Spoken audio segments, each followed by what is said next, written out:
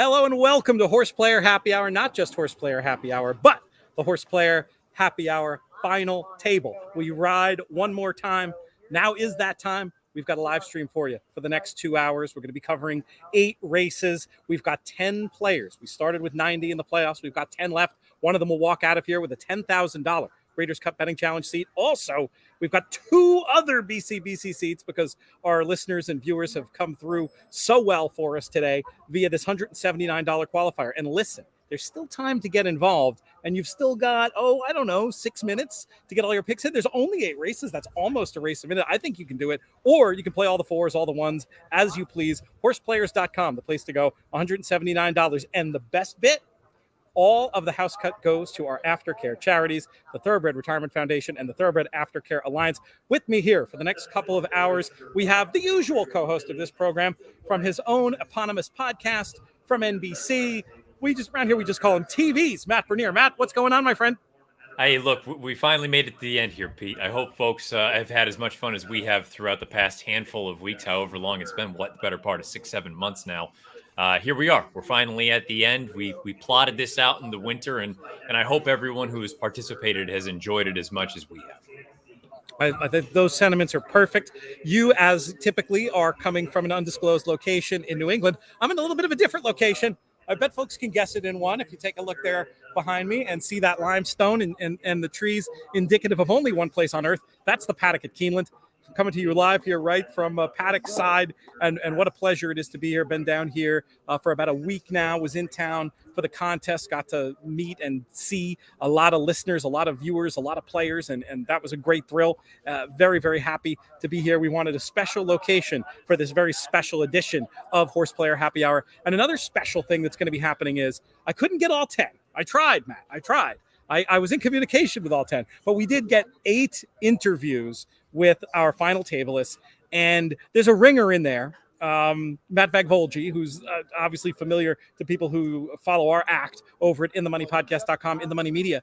But the other 7 that I spoke with, this was what we were envisioning, I think, at least I was, when it came to putting this HorsePlayer Happy Hour Tour together. These are passionate racing fans, don't necessarily have big bankrolls, aren't necessarily able to put up the $10,000 to play in a great event like the Breeders' Cup Betting Challenge, but they love contest play, they love their racing, they're sharp, they're into it, and they've made it this far. One of them's going to walk away with the BCBC seat. We'll get a chance to meet them throughout the course of this 2-hour program. That'll be a lot of fun as well. But are you surprised at that? I was pretty surprised that of the 8 I spoke with, only 1 had played in the BCBC before. Well, I think, again, to your point, this was kind of the goal, was to hopefully afford some folks who typically wouldn't have the means or just don't have the desire to put up that kind of capital up front to get involved in a great contest like the BCBC. Something like this, hopefully a little bit of a lower barrier to entry, and it seems like that's exactly how this thing is played out. So I'm encouraged to hear that, and I hope everyone involved also recognizes that this is an opportunity. Hopefully we can do this again next year, and if we do, and you didn't get involved this year, all the more reason to get involved, to see that this is exactly kind of how we had planned it out. And that's the part that I like, that goes both ways, too. I think it just goes to show how somebody who isn't necessarily used to banging heads against the biggest names in contest play can have themselves drawing live. I mean, do the math. We got 10 seats and a $10,000 prize. So they've gotten themselves a $1,000 prize by playing here. And yeah, I mean, it's not like they didn't put up money. They're putting up 20 a week or up to 60 a week. But I mean, hey, for all the action you get, for the fact that house cut all goes to a great cause in the aftercare charities, it's a fantastic thing for a new player to be able to compete. And hey, advantage players out there, why not? I mean, I don't know. I hate to think that somebody out there would thumb their nose up. Oh, it's only a $20 tournament. Look, you can easily win your way into your 179 event at the weekend, and you're supporting charity, and you have these 2 completely added at 0 cost to players BCBC seats. David Browning already has one of them. Who's going to get the second one? We're going to find out in about 2 hours' time.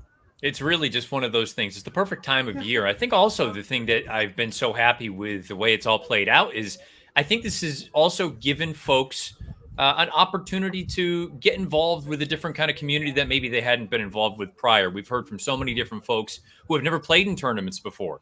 This is their first way to get involved, kind of dip a toe into the water. Again, with the $20 week in and week out buy-in, it's not such a an exorbitant number that many people can't afford it, but it also does give you that option, or the potential anyway, of a massive prize on the other end. And you can kind of, work on your game a little bit, see what some of the folks, David Browning, who again was just basically the bee's knees all year, you can see how he went about things, and try to kind of compare and contrast, and hopefully use that to your advantage and improve your overall play going forward. So I think you and we both are very pleased with the way everything has gone. I hope the folks involved with the Breeders' Cup and over at HorsePlayers have been happy. Certainly, it's been all for a good cause, with all the juice, the vig going off to charity for aftercare, which we're all very near and dear to our hearts. We want to make sure that the horses are taken care of when their job on the track has come to an end.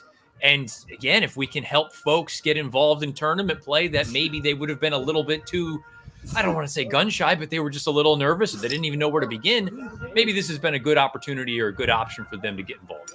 Great starting point, that's for sure. I hear the bugle. That means we're about to get rocking and rolling with our first contest race here at Keeneland. Did you have a chance to look at these races today, Matt? I didn't ask you off air. I have two entries in the qualifier this afternoon. Oh, bada boom, bada bing. Well, how did you play it? Who do you like?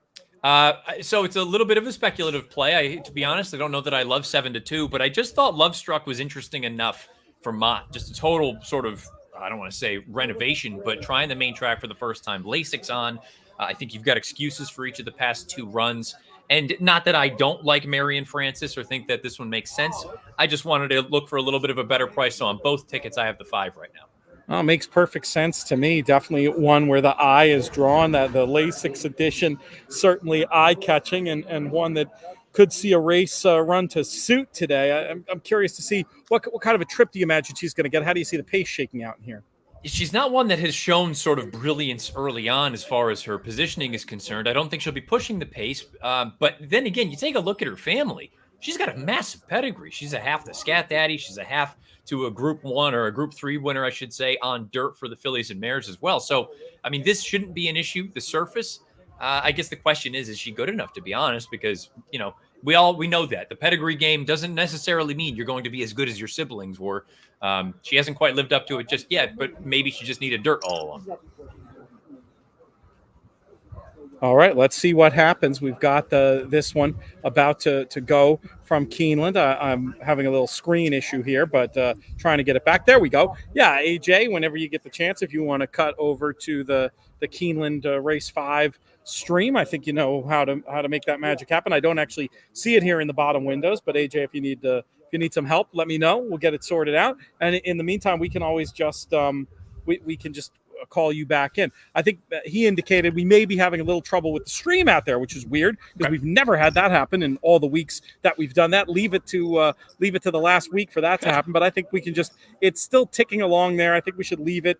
We'll just keep going as if we're rocking and rolling, Matt, and we'll see what happens, because it could come back on at any second, or maybe it's being recorded and can still be played for the replay, if nothing else. But let's see how you're doing here. So you went double barreled. You went double barreled on the 5, and you said you're not thrilled with this price, but hopefully we're going to have a chance to get some points here in the first race as they pop from the gate here at Keeneland. Yeah, I mean, it's not a terrible price by any means. Definitely ticked up there at the end. This is going to be a bit of a wider trip, and PTF, it's going to be tough for you because I think you're probably a few seconds ahead of what we have on the stream. So you may actually be hearing Kurt Becker. You're in a bit of the time warp, if you will. But I can mute, so there's no spoilers. No. I mean, look, either way, you're down there. You've got the best seat in the house. We'll find out. Again, this is more of a speculative play, but I felt like compared to the two shorties in here, I didn't need to get stuck into them so early on. Fair enough. Do we expect the 6 to get loose like this? What do we think this one's chances are of hanging around for a piece? Yeah, I mean, it stretch out speed. The horse ran really well 2 starts back, going 2 turns at Canterbury, albeit against much weaker. From a class standpoint, probably up against it, but crazier things have happened, and you can see that the field is bunching up a little bit as they head into the far turn. My horse would need to be 15 lengths the best with the trip that she's had, as wide as she's been. And it doesn't look like she's really doing much running. Now it's a matter of, selfishly, I want one of the shorties to get in there and get this thing done so I don't get beat up too badly too early on. But they're both going to need to, the one's going to need to find a seam buried down on the inside, and the 4 is going to need to either split horses or rally on the far outside. Looks like we're going to get a split with the 4. Maybe. Tip out. Still got a lot of work to do. And it looks like you're going to... Oh, kicking in at the end. Both of them, the 1 and the 4. I don't think they're going to get there, though. It's going to be very close. It's going to be very close. Oh, got up in time. Saved. That's good for you, because there's a lot of that's a typical thing in contests, right? When your number isn't going to be the one, you switch and you start rooting for the heavy favorite. You looked in trouble from a couple furlongs out there, but in the end, the favorite, too tough, just kept finding in the lane and gets up by about a length there at the end. Especially with the short stretch at Keeneland, you never know when that wire is actually going to come up and bite you. But yeah, to your point, and I think that's something else from a contest standpoint for those who are still relatively newcomers. You know, a part of the reason, not saying you don't want to take a favorite, but in a race like this, if you have 2 shorter prices, look, I understand that those few bucks could come back to bite you in the rear end at the end of the contest if you don't use them.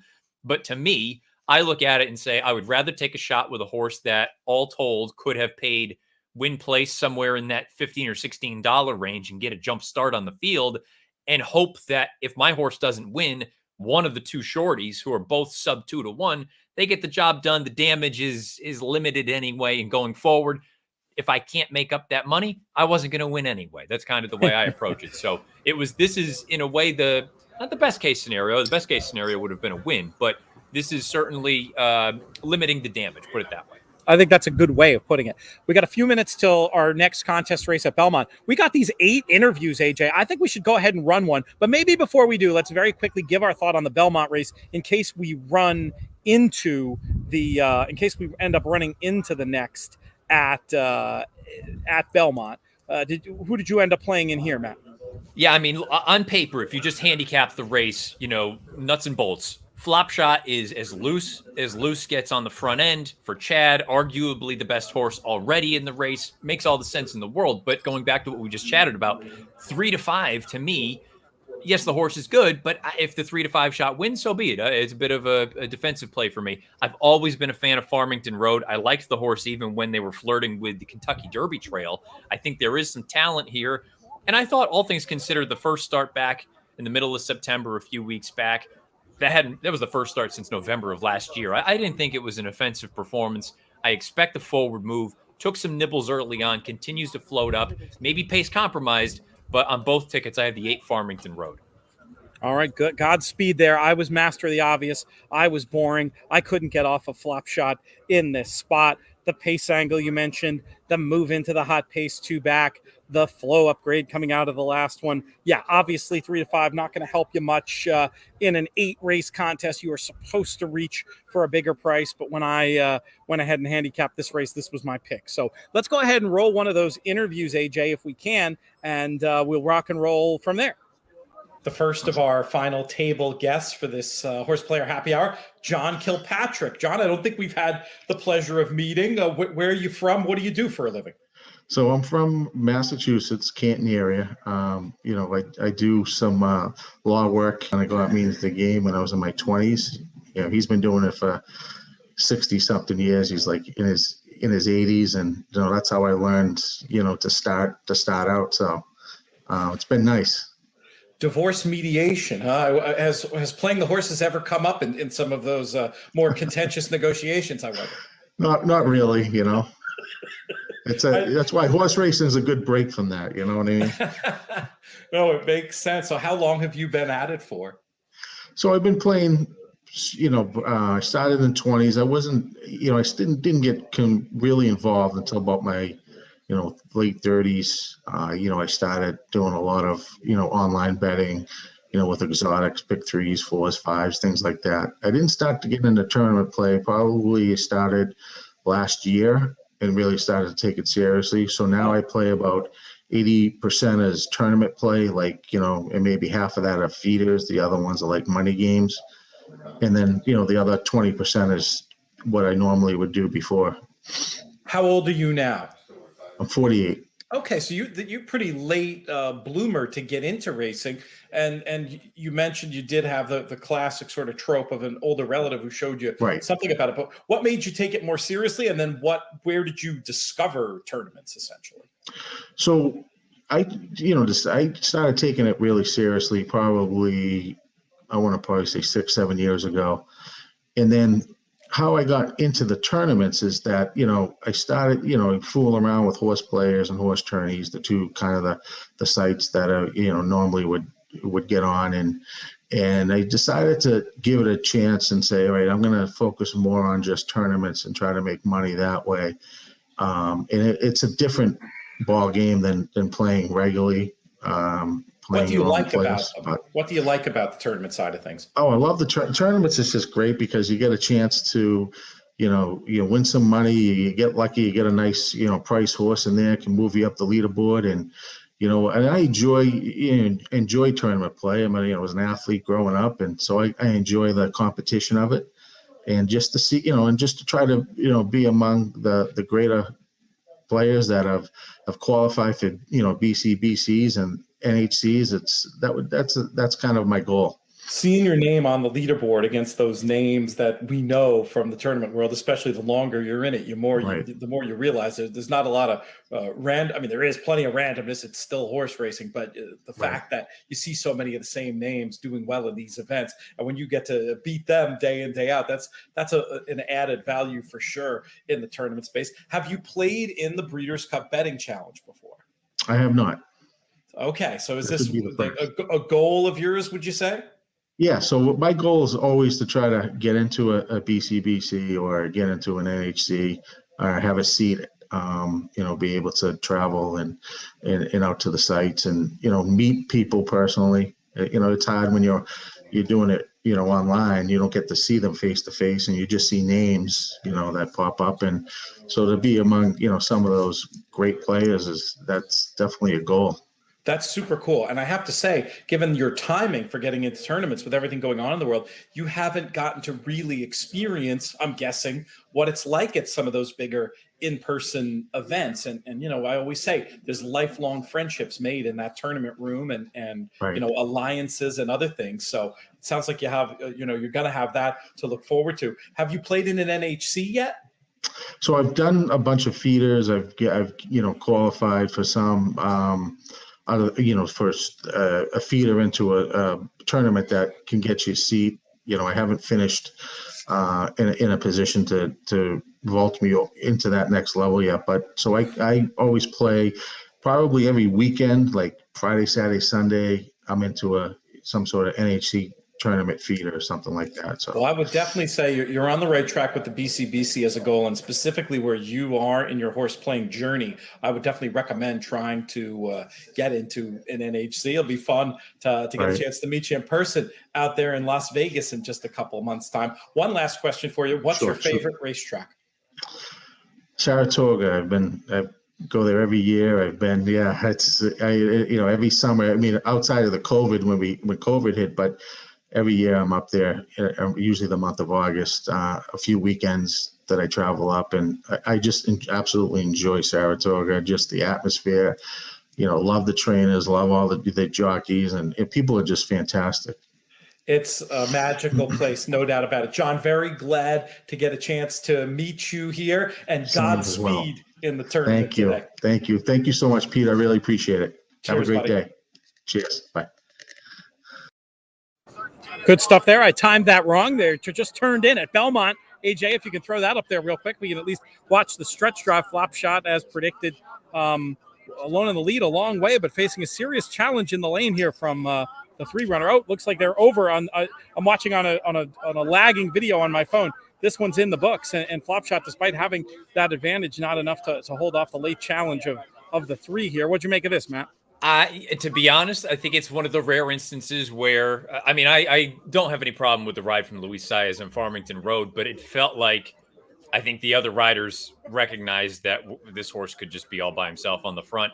They really cranked things up, if you believe the clock, which again, we can go into that another time. But that second quarter, they really cranked it up a little bit, 23 and change. And I think it was just enough to take the starch out of Flopshot, and it allowed Value Engineering, who was well behind early on, to rally and get up in the shadow of the wire. So look, a fair price for those of you who had Value Engineering. 5-2 gets the better of the 1-2 shot. It's a Chad Exacta. What else is new? And no real complaints about any of it. Again, I think it's one of those things we can't, and Jonathan has always said it, you can't complain about lack of aggression when you get aggression, or vice versa. You get what I'm saying? Where you can't sit there and say, oh, well, why doesn't anybody go in these races? And then when they finally do, then you complain about it. I have no beef with it. I thought he took a shot and it didn't work, unfortunately. And doesn't really hurt anybody, honestly. Again, it feels like in these 8 races, we'll see, but it feels like there's going to be a price that you're going to have needed to have, and then the rest of it might end up being window dressing. I mean, that's what I'm sort of feeling in here. I mean, I suppose we can just inch along with chalk and get, for lack of a better term, maybe not the truest contest result in that sense, but we're going to see what happens over the course of these next 6 races. Hopefully, when this goes official, we can get our leaderboard. We can do the double leaderboard for the final table and the qualifiers with the 2 BCBC seats being given away here. We'll have that in just a couple minutes. But right there, Javier Castellano just producing that run at the perfect time, taking down the 1-2 stablemate flop shot. And as you said, Matt, stop me if you've heard this one. Chad Brown runs 1-2 in a turf race. Shocking result, really. I've never seen it and never heard of it before. Speaking of Chad Brown, we know he's going to have a big charge, at least a couple anyway, in the Breeders' Cup, but specifically the turf. I have to ask you before we go on to anything else, any chatter down there or overall feelings about Mishriff not coming over here? So that's confirmed. That is now confirmed. Is that right? That's what has been put out by the Daily Racing Form and a number of reputable places. So it sounds like Mishriff is not coming at all.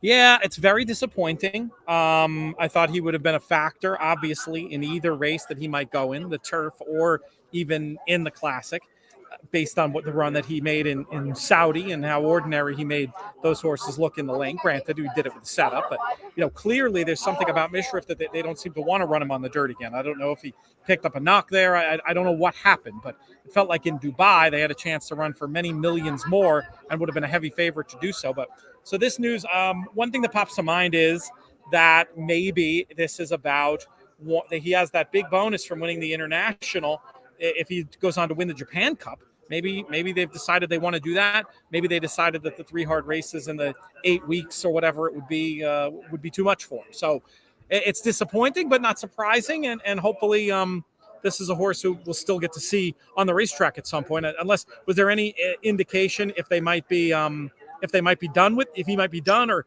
coming back next year, or did anybody mention Japan? What else was in the reporting? All it is saying, this is a story from Steve Anderson, is that Mishriff may stay in training in 2022 with the Breeders' Cup Classic on dirt at Keeneland as the long-range goal. Okay. But there is no talk. It's basically Gosden said he's in need of a little bit of rest, so it doesn't sound anyway like he's going to run again this year.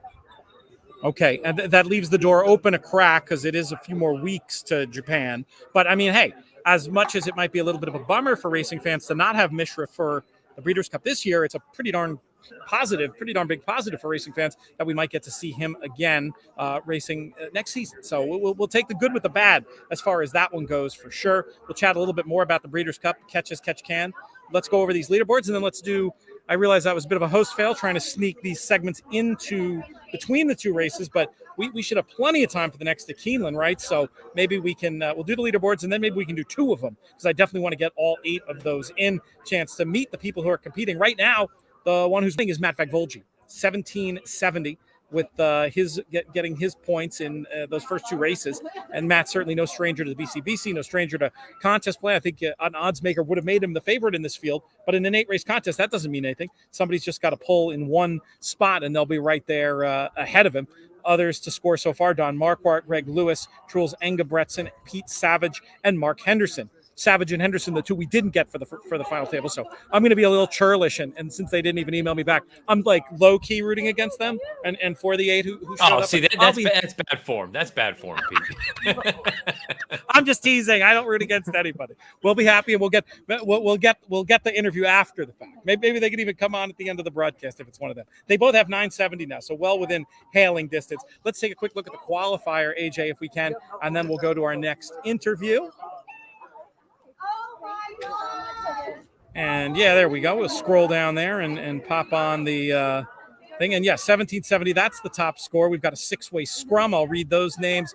Guy McDill, John O'Reilly, Joe Rosen, Dan Kelly, Tom Arndt from HorsePlayer, not HorsePlayer Happy Hour final table, from the other final table, World HorsePlayer Tour final table, Mike Webb, and we see Ryan Flanders up there, chipnotepros.com, and Larry Hausman tied at 1670. So how many do we get in the end? Scroll up to the top there, AJ.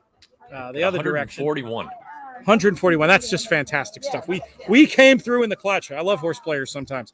All right, let's go ahead and meet the next one of our final table players. I'll preamble a little bit so AJ has a chance to note how long this one is so we can do like a proper countdown on this one. And right now we're going to get to that next guest. Our next final table participant, Greg Lewis. Greg, it's a pleasure to meet you. Tell me, these were the basic questions I would always ask when I was doing these little write-ups for DRF. Tell me how old you are, where you live, and what you do for a living. 58 years old, live in Columbus, Ohio. I retired about 2 years ago. Oh, fantastic. What was your business before that? I was in financial services. Okay, that's interesting. And going from financial services to at least part-time having a passion of playing the horses. Do you see any sort of a connection there? Do you take any sort of an investing mentality when it comes to betting on these beasts running in a circle? Yes and no. You have a little more of not a loser's mentality, but I know I'm probably not going to make a lifetime score, or it won't be as profitable as my investing. It's an expectations management exercise, I suppose. But I would imagine it's a little bit more fun too. Absolutely. Being able to do some traveling, meeting some different people, and just continuous learning, I would kind of put in that bucket. Tell me where it began for you, horse racing. How long have you been aware of its existence? Well, it's kind of a two-part answer to the question. The legend has it that my mom I was in 62. My parents were up at the Raidan Jaipur in Saratoga. The legend is my mom was a couple months pregnant with me. Of course, mom had Jaipur and dad had Raidan. But my earliest recollection is probably 7 or 8 years old. My parents went to Sewanaka High School, which is right outside Elmont. So my grandparents lived in Stewart Manor, and we would go down to visit them because my parents moved up to Rochester when I was young. So we would visit them, and we'd go to Belmont, breakfast at Belmont when I was younger, and started going to Saratoga in the early 80s in the summer. My parents bought a place there in 2000 and had it till a couple of years ago. So it was a popular place to visit in August. And so how many times have you been to Saratoga? Like how many meets have you made it for? 30. Okay, pretty good number. Number. We're neck and neck, I think, at this point. What about racing throughout the rest of the year? When you were going to Saratoga in the summer, was it something you would pay attention to? Yeah, I think not. A little bit in college. Me and my buddies would go to maybe River Downs or and go to once in a while there. Or Turfway had some double headers we hit. Nice. So there's interesting stories going on down there. But and just I'd go pretty much moving to Columbus. You hit Keeneland once in a while, and we try to make it down the Derby weekend for the last 7 or 8 years. We made it down there and had a good time. I miss the old River Downs. That was a great facility. Always a fun day out there. Yeah, it's kind of a nice country track. It's got kind of wooden grandstands and a nice walking ring. And so it's been a while since I'm down there, but it's went there a couple times a year in college. Let's talk tournaments. When did betting in tournaments become part of your betting arsenal? March of 2018, I started playing some online contests, and then grinding along. You're making 100 mistakes, not really putting a lot of money into it. I was fortunate to qualify for NHC in December of that year, and I've been fortunate to qualify for every year since. What was it that made you aware of them? Where did you hear about tournaments? One of my good friends is Chris Felica. Oh, fantastic. We love the bear. So we would talk horses once in a while and say, hey, what's this tournament thing? So he said, try it out, see how it goes. And I've gotten a lot of support, once I've started by various players and spending a lot, some time with me and learning a lot. Where did you come across Felica? How far back do you Well, guys? it's 2000 maybe, or 2001. Met in Columbus. He was in it for game day, and just it is what it is, and just became lifelong acquaintances. We know of each other, and so we bounce questions off each other. Yeah, you seem like both companionable fellows. I'm going to go out on a limb and he knows a little more than I do. So always a pleasure having him on. We might have to bother him for one of our Breeders' Cup Monster Pods. Now that I'm thinking about it, I'll make sure to bring you up to him. Breeders' Cup Betting Challenge. Have you played in the event before? What would it mean to you to punch your ticket in today's game? Well, I mean, I won an entry earlier this year through a feeder, and just getting a second entry would be extraordinary. I've been trying to get the second entry for the whole year. So it's just going to be, I've never played one before, and I'll go out there and make a ton of mistakes and hopefully learn from it. And I'm looking forward to going to Del Mar. I've been there once before. It's going to be beautiful. It's going to be obviously great racing, and just meet some interesting people and try to learn something from it. Great stuff, Greg. You definitely seem like someone who understands how mistakes can really be the best teachers. Hopefully you won't make too many out there today. Godspeed, my friend. Thank you. Good stuff, and always good to hear Chris Felica's name get a call on the In the Money / Breeders' Cup airwaves. I was going to say, I mean, and again, to Greg's point, the Bear is about as knowledgeable as it gets, not just in college football, but across any sports landscape, and including the horses. I'll never forget when we did the Sports Center at Belmont for the Triple Crown, the two of us sitting there, and he's like, I've been down this road too many times. There's no way. It can't happen. And sure enough, when it happened, I came back down on set after the race. He was like, I can't believe it. I just never thought it was going to happen. So it was mind-blowing for those of us, especially who'd been there for so many of the twos of threes, the close calls. All right, they just heralded them out on the track for this race at Keeneland. This time, I think we can sneak in another interview and see the race. Let's try to do that, AJ, if that's possible. Next up, we've got another one of our final tablists joining us here on HorsePlayer Happy Hour, Truls Engebretsen, who I'm very pleased to learn off air, whose name I've been pronouncing correctly this entire season, because you've been very active pretty much since when the gates opened for HorsePlayer Happy Hour. How are things, my friend, and how's been your experience with this HorsePlayer Happy Hour Tour? It's been great. I mean, it's been such a good cause. And, I got into tournament play like during the pandemic last year, and I love what you guys do. And, I think this was a great opportunity to kind of, play around with not a big cost. And, it's been awesome. So I really appreciate it. I'm so glad to hear it. Yeah, that definitely the idea, and definitely the idea for newer players to be able to hang tough and compete against the names we see on leaderboards all the time. You mentioned getting involved during the pandemic. Where did you learn about the concept of tournament play? Yeah, so I've been playing the horses for a long time. I own a few horses, and I've been playing for like 18, 20 years. But during the pandemic, I just needed something new to do, right? You needed something new to happen. And I was just sitting at home, and I kind of started, I followed you and your stuff, and I listened to Steve Bick and all that stuff, and just started exploring it. And it's such a great little addition to the kind of the gamblers toolbox, and it just increases the excitement around the big days and whatnot. So I've been in some tournaments. I started kind of small in some of the feeders and whatnot, and I've entered in some of the bigger ones. And I think it's just a great thing, and I'm going to continue to play. And this is awesome because this also goes to a good cause, right? So you're hitting all the notes. Yeah. And so we're doing these in order. I think we're going to drop them in order during the broadcast. Third person we're talking to, third person who's relatively new to tournaments. So I love that. I love that idea. You mentioned about horse ownership. Tell me about that a little bit. Where do you have your runners? What are the circumstances behind that? Sure. Yeah. So I run under, it's called Dublin Fjord Stables. Don't ask me why. It's a long story. But we have horses at Belmont for the most part. We use David Duggan as our trainer. Great guy.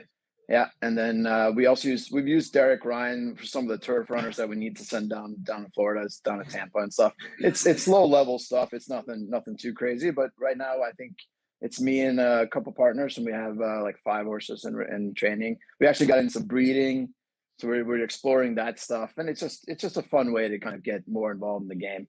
But certainly on an amateur level, it's not it's nothing too crazy. Most of it is when in the true sense of amateur, doing something for the love. That's why most people do things like own horses and bet on them. What would it mean to you to win this Breeders' Cup Betting Challenge seat? Sounds like it would be your first big tournament from what I'm hearing.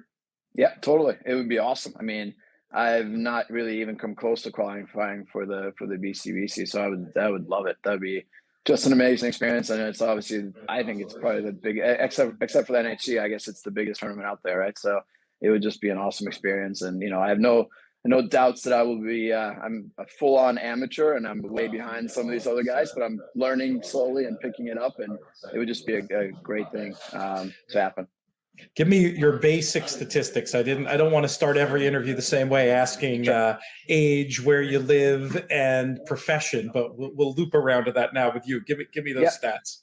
So I'm 43 years old. I was born in Oslo, Norway, and I moved over here for college. I played soccer, and then I married an American girl and stayed here ever since. I actually lived in Park Slope for a long time. Really? Yeah. Whereabouts in the Slope are you? I was on 8th Avenue and Union Street, right by Grand Army Plaza. Dude, that is, I could throw a rock from the bunker and hit your old place. Yeah. That's awesome. Yeah. No, we had 2 kids, and then we kind of decided to, move to the burbs. So I still work in the city. I'm a credit bond trader at Credit Suisse. So I commute in, but right now I'm in Greenwich, Connecticut. Racing in Norway, that's more of the that's harness racing entirely, yes. Or is there flat racing over there? And were you into it at all? Yeah, my family bred some harness horses, so it's mostly harness. Harness is a big sport over there. There is a flat track in Oslo that we go to, but I mean it's very low level. It's like the Fawner Park type of stuff. I mean it's fun. It's fun. It's fun to go, and it's not anything close to legitimate racing. Some of the racing in Scandinavia is okay. Like Stockholm has a track, and Copenhagen has a track, but Oslo is a little behind. But the harness stuff is very legit. Yeah, that's awesome.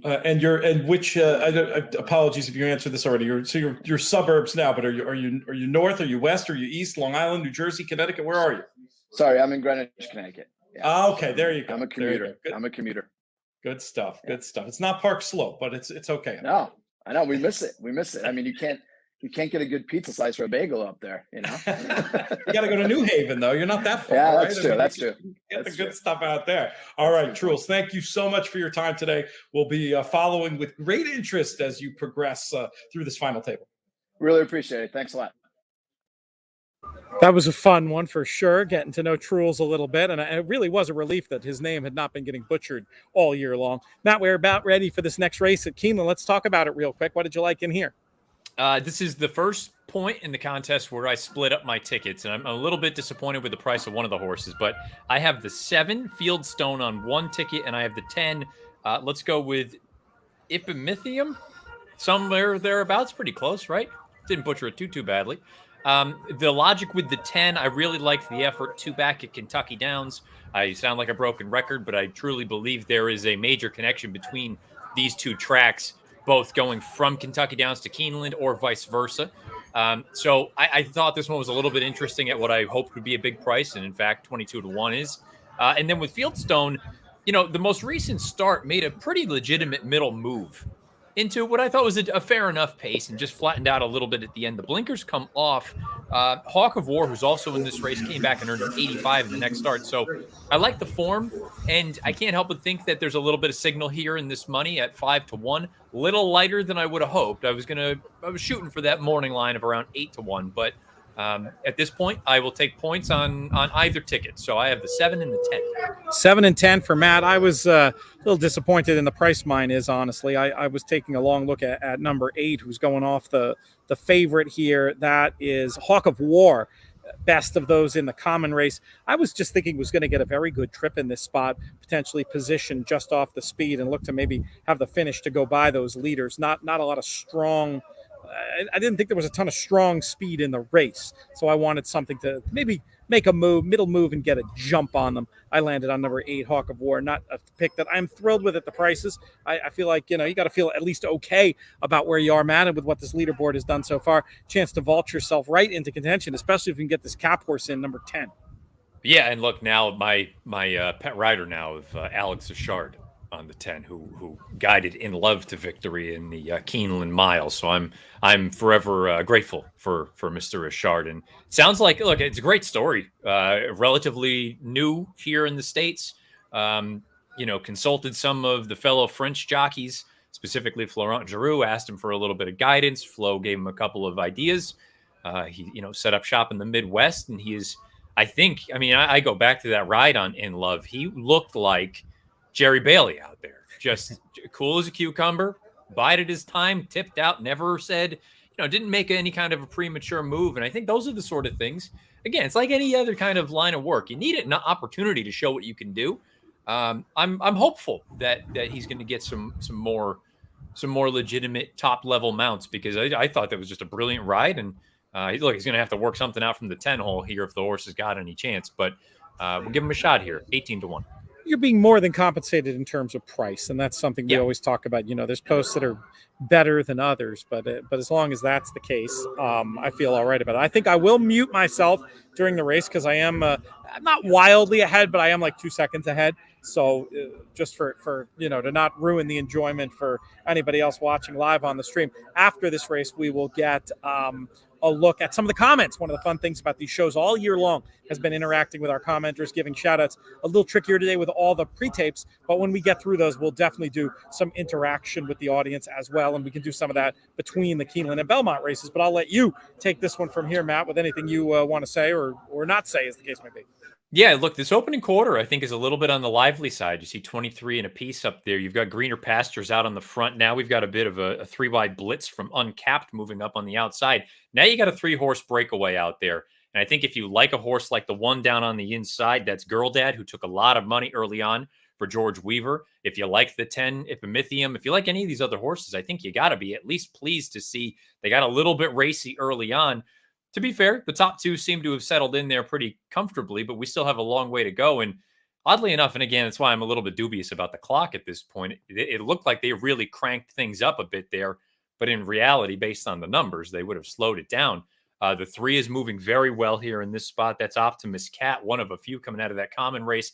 I mean, look, 10's in with a chance. I don't know if the horse is good enough or not, but we got a beautiful setup in here. If this horse can kick, just finish for me, 10.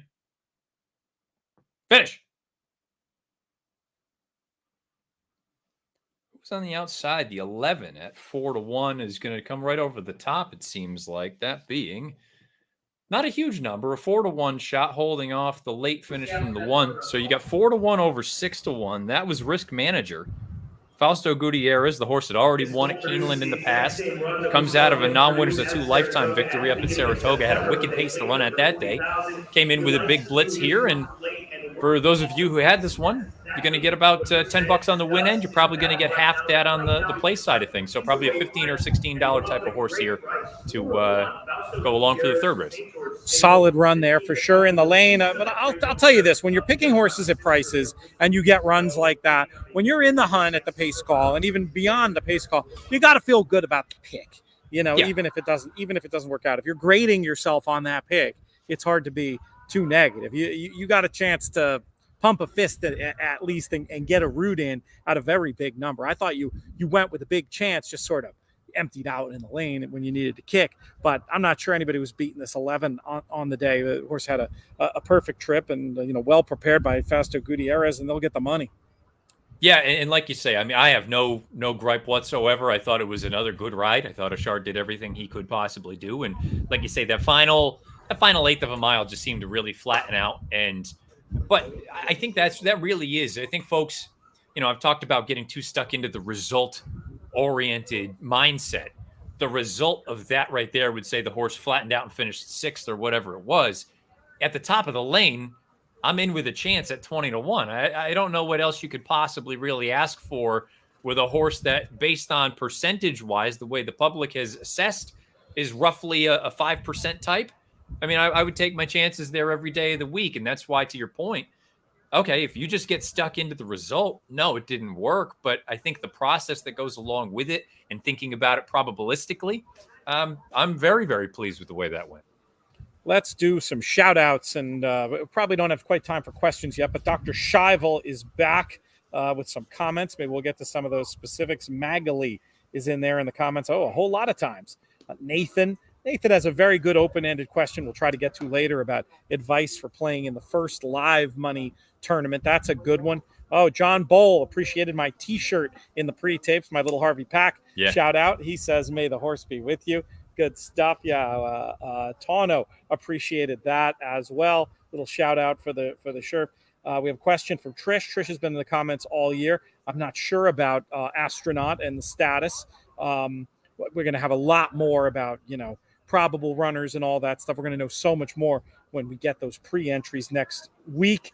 Michael Bryant is in the comments. He chimes in. Vashon Welsh in there as well. Looks like that's most of the people. Cindy, we'll say a hello to her. Clinton, we'll say hello to him. And Lenora, also hello to her. Feel free to pop things in here. We got Howard chiming in the comments as well. What do you do between conferences and parent teacher conference day? You watch the happy hour. Good man. Howard will be playing in the Breeders' Cup Betting Challenge. Definitely another one of the in the money associated people will be pulling for and watching with great interest out there, along with our buddy Matt Vagvolgi, who when last seen was atop the leaderboard on this final table qualifier. Matt, do you have the Belmont feed in front of you? How many minutes do we have till then? We have 3 minutes to post. Perfect. 2 according to the clock. Your 9-5 favorite is the horse that I have on both tickets, named Mo Donegal. Now, you may remember Mo Donegal. This is a horse that we had on or debuted on one of our shows a few weeks ago for Todd Pletcher. I bet the horse that day, broke slow from the inside post, but rallied very, very late. The only horse making up any ground was Green at the end, but finished full of run. Second time out, now we move over to Arad. To no one's surprise, they stretch out in distance. The pedigree suggests this one wants to run all day. You're not getting any kind of a great price, but we talk about the 2-ticket mentality. For me, this was the only other horse that I thought about. And now I'm really kind of kicking myself. I didn't use on one of them because of the money this one's taken is down on the inside. Irish Sea for Shug and Dylan Davis. Second-time starter that, or third-time starter, second time on dirt. Took money in the career debut, relatively close to a fast pace and folded. I'm expecting a better performance. First-time blinkers, stretching out in distance, and the horse is taking, I would say, a legitimate amount of money in here at 5-1. So I'm most afraid of the 1, but I have the 6, the favorite, on both of my tickets here, Mo Donegal. I was with you on Mo Donegal. I didn't expect the horse to be quite this short, but there might be some signal in that. That's interesting. I was going to ask you if you had it to do over again, the way the contest has gone, if it had been a live event, if you'd have stuck with Mo Donegal. But I think I like your approach where you sort of hedge your bet a little, as it were. You'd want to keep him on 1 to pick up points on a horse that you really like, but maybe on that second ticket, reach for a little bit more of a number. Is that about right, what you'd do if this were a live event? Yeah, and especially seeing that the 1 continues to tick up a little bit. When I first looked, was in that sort of 4-1 range. Now is up to 6-1 from a 10-1 morning line. But to be fair, also at the same time, recognizing that as I'm going to refresh the leaderboard here real quick, the leaders are only at 26-10. And this may be one of those instances where, yes, you've only got 4 races left after this one, but you got to start somewhere. And yeah, in a perfect world, I'd be able to split right now and have a 6 and a 1. But I do believe the 6 should win. Therefore, I'm going to just hope that we can get the job done, get a few points there toward the good, and then hopefully that just narrows the gap a little bit for the final 4. Makes perfect sense to me as they're loading now at Belmont. We'll see if Mo Donegal can build on some of that promise. Looked like one of those runs we've talked about a lot with a first-time starter where they seem to be figuring things out halfway through the race. Again, it was an inadequate distance. The only negative I have is that sometimes when it's a race where the pace is coming back or the pace is fast and they make that late run, it's less about them figuring out the game and more about them passing tired horses. I thought this was a clear case of the former, not the latter, but I will keep that in mind. I won't necessarily be totally forgiving of another subpar run with that in mind. But anyway, we'll see. Hopefully, for your sake, Mo Donegal will get it done, and then we can check out our leaderboards. People came out in full force for this. I'm just so pleased about that. very easy to be excited when we see horse players supporting a great cause. And we're going to see what happens here. 3 Breeders' Cup Betting Challenge seats on the line. What'd you think about that break from O'Donegal? I mean, a hair slow. It was better than the debut, but it was still something that can be worked on. Again, gives you maybe an inkling that he's still figuring things out. Frankly, from a purely a betting standpoint, I think he's way over bet at 6-5. But again, with a pick and pray, you don't really have the opportunity to, go through and sniff out what they could be. You could have gone through and looked at the double probables and tried to, kind of assess things that way. But, I think he's still, I wouldn't change places with anybody right now, but I think he's over bet purely from a gambling standpoint. For sure. And it's hard to see on this video, but he looks to be traveling very well coming up into the race. Oh, he is being asked. I thought he was coming up into the race on his own courage. He is being asked a little bit. So we'll see here if he can find from another mother, face some pressure early, seems to have shaken off the other early pace. Though Life is Great is still hanging in there, maybe can make a run. Definitely a bit of a bicycle ride on Mo Donegal, but that can work. Sometimes with these young horses, you got to stay busy on them to keep them motivated. What do you think? Is this horse going to cut and run he's going to in the kick. lane here? Yeah, it reminds me a little bit of Command Performance, where I think he's the type that he may not be able to get up and win this thing, but I think as it goes longer, he's better off. I don't know if he's going to be able to run down the 7, but he's putting in a really nice late bid. Be very impressive if he can get there from here. I think it's going to be. I think the leader probably has too much rope, but no, he's I think he's got close. Big wide strides. He's going to win by a length and a half or 2. Very impressive. This is the kind of horse. Now, keep in mind, he's a 2-year-old. He's by Uncle Mo. He's at a pulpit mare. This is 2 consecutive starts that his best was at the end. This was a significant stretch out from 6.5 to 8.5 here today. I'm not sitting here saying he's going to win the Derby, but he does remind me of Command Performance in the fact that I still think there's some learning going on, and it feels like he does his best when he's on the straight as opposed to the turn. I think there's some promise here. He's still a little green. He's got to figure some stuff out, but I think he can run. Had to get very busy on him on the turn, but then once he straightened away, like you said, absolutely. I mean, he really flew that last day. That was like, we'll have to see what the clock says, but visually, very, very impressive. It's not easy to make up 5 lengths in a furlong. Yeah, and if we can keep the visual up here, AJ, right through as they go through, to your point, it's not even this part right here. It's basically the final 16th. It really feels like he starts striding out and extending. Coming up right about now is when he really kicks it in.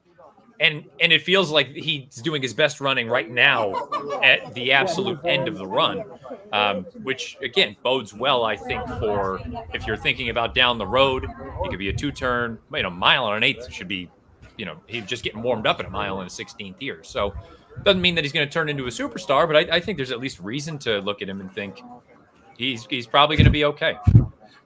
Let me ask you this. I thought you did a great job of calling the fact that he had run, given how much he was asked to that point. What did you see that made you were far more confident than I that he was going to finish like that? What did you see on the tape that made you say that? Just for other people who don't watch as much many races as you, maybe to learn something here. I think especially at a track like Belmont Park, keeping in mind it's all relative. So 2-year-olds, second-time starter, he's still kind of figuring things out. When Irad, yes, he was asking him to go along, but on the far outside, especially when Shug's horse, the 1, came up alongside of him, they effectively were making their runs at the same time. And when that one stopped, it's not as though Mo Donegal was improving, but he wasn't stopping. And knowing the way that he ran in the debut, where he did his best at the end, I kind of felt like it was a matter of get him off the turn, and he's going to be fine. Now, here's another caveat, another thing to think about. I'm suggesting he could be a decent horse.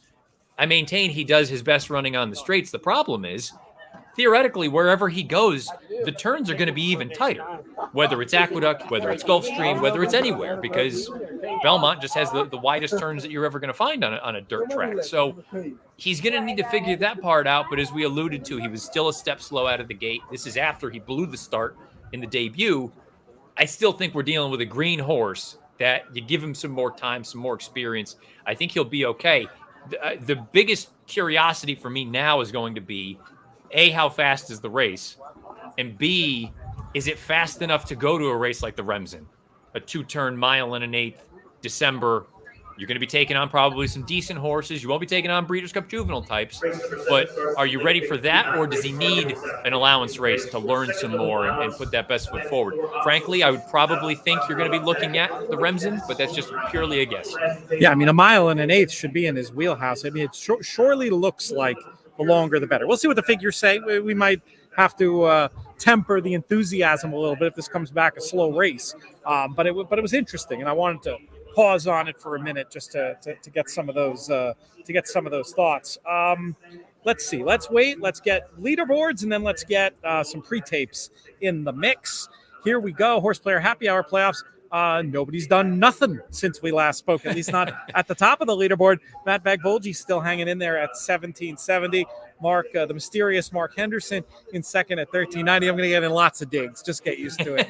Andrew Oretsky, 1040. Don Marquardt and Greg Lewis at 1010. And Truls, we just heard from 970, along with Peter Savage and CJ Arrigo, who we'll hear from in a little bit. 620, the last two yet to get going. But there is time. We are just halfway through at this point. Let's go ahead and pivot over to the qualifier, see who's doing what over there. Lewis Massery in first place, 30-30. Scotty McKeever, 26-10. George Shute, 26-10. Joe Rosen, 25-40. Ryan Flanders, 24-40.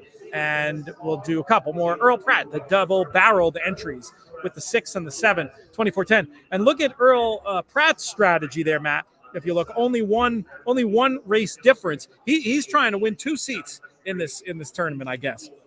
I don't hate the idea. If you really have strong convictions about all these races, but you want to have one separator, I don't have any real beef with that logic.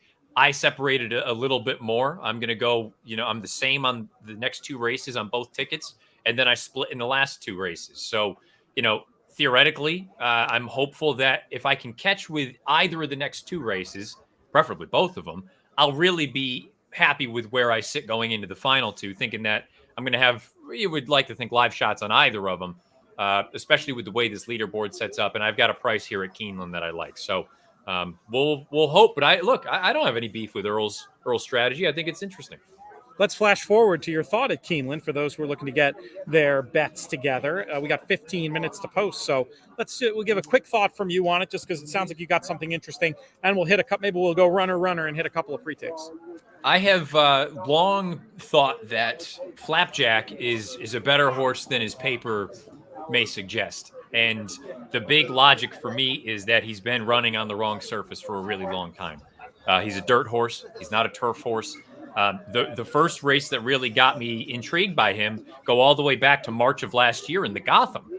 As a 3-year-old, a 1-turn mile, he put in a very, very large, wide move, and he just flattened out down the lane. That was his first start since September of his 2-year-old year. I thought it was a really promising performance. Then he bombed going 1 1/8 in the slop, draw a line through that. The Matt win, bit of a disaster, draw a line through that. They turn him back to 1 turn, 6 furlongs. He wins by 4, albeit against much weaker. And then all of a sudden he goes to the grass. He tried the dirt 2 starts back when it got washed off, showed some speed, flattened out down the lane. I think that's a little bit sharp for him, 5.5. This 7 furlong distance, I think, is the one that he wants. I think he's a 1-turn miler, 7/8 of a mile. I think this is what he's wanted all along. And all these other horses in this race, I think there's talent, but I have no idea where any of them are right now. Bourbon War, I don't know what his deal is. Hosier, I've never liked. So Union, I think, is a decent horse. Dennis's Moment, we remember what he was as a 2-year-old. He just got hurt. I don't love any of the other one. And Shoplifted, I just don't think he ever got any better from his 2-year-old form. That leaves me Flapjack at a very, very playable 11-1. I have him on both tickets, and I'm going to bet him. I absolutely love this case. And I think you've got a number of these famous horses. I mean, a horse in Dennis's Moment, for example, odds on in the darn Breeders' Cup Juvenile a couple of years back. They're making the market for you here. Yep. And I love everything about that case. I'm following you in when it comes to this Flapjack. Let's get back to those pre-tapes. Let's meet a couple more of our final table contestants. AJ is queuing up the video, and he's going to hit play right now.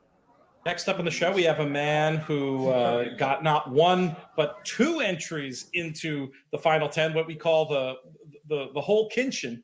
And just like when Jonathan Kitchen did that at the NHC, only 1 can advance, but we're still thrilled to have at our final table in Breeders' Cup regalia, no less, Don Marquardt. Don, how are things today? Very well. How are you? Figure? Things are good. Things are good. Is my eye correct? Is that a Breeders' Cup shirt from Keeneland last year? Were you at the Breeders' Cup in 15, and were you playing in the Breeders' Cup betting challenge? Actually, I wasn't there. I had plans to go last year, which is when I brought the sweatshirt, but they canceled things on us, so I wasn't able to attend. I thought maybe you found some way to get in there. It really was a horseman only, pretty much. I thought maybe if you were playing in the BCBC, they would have let you sneak in. Have you played in the BCBC before?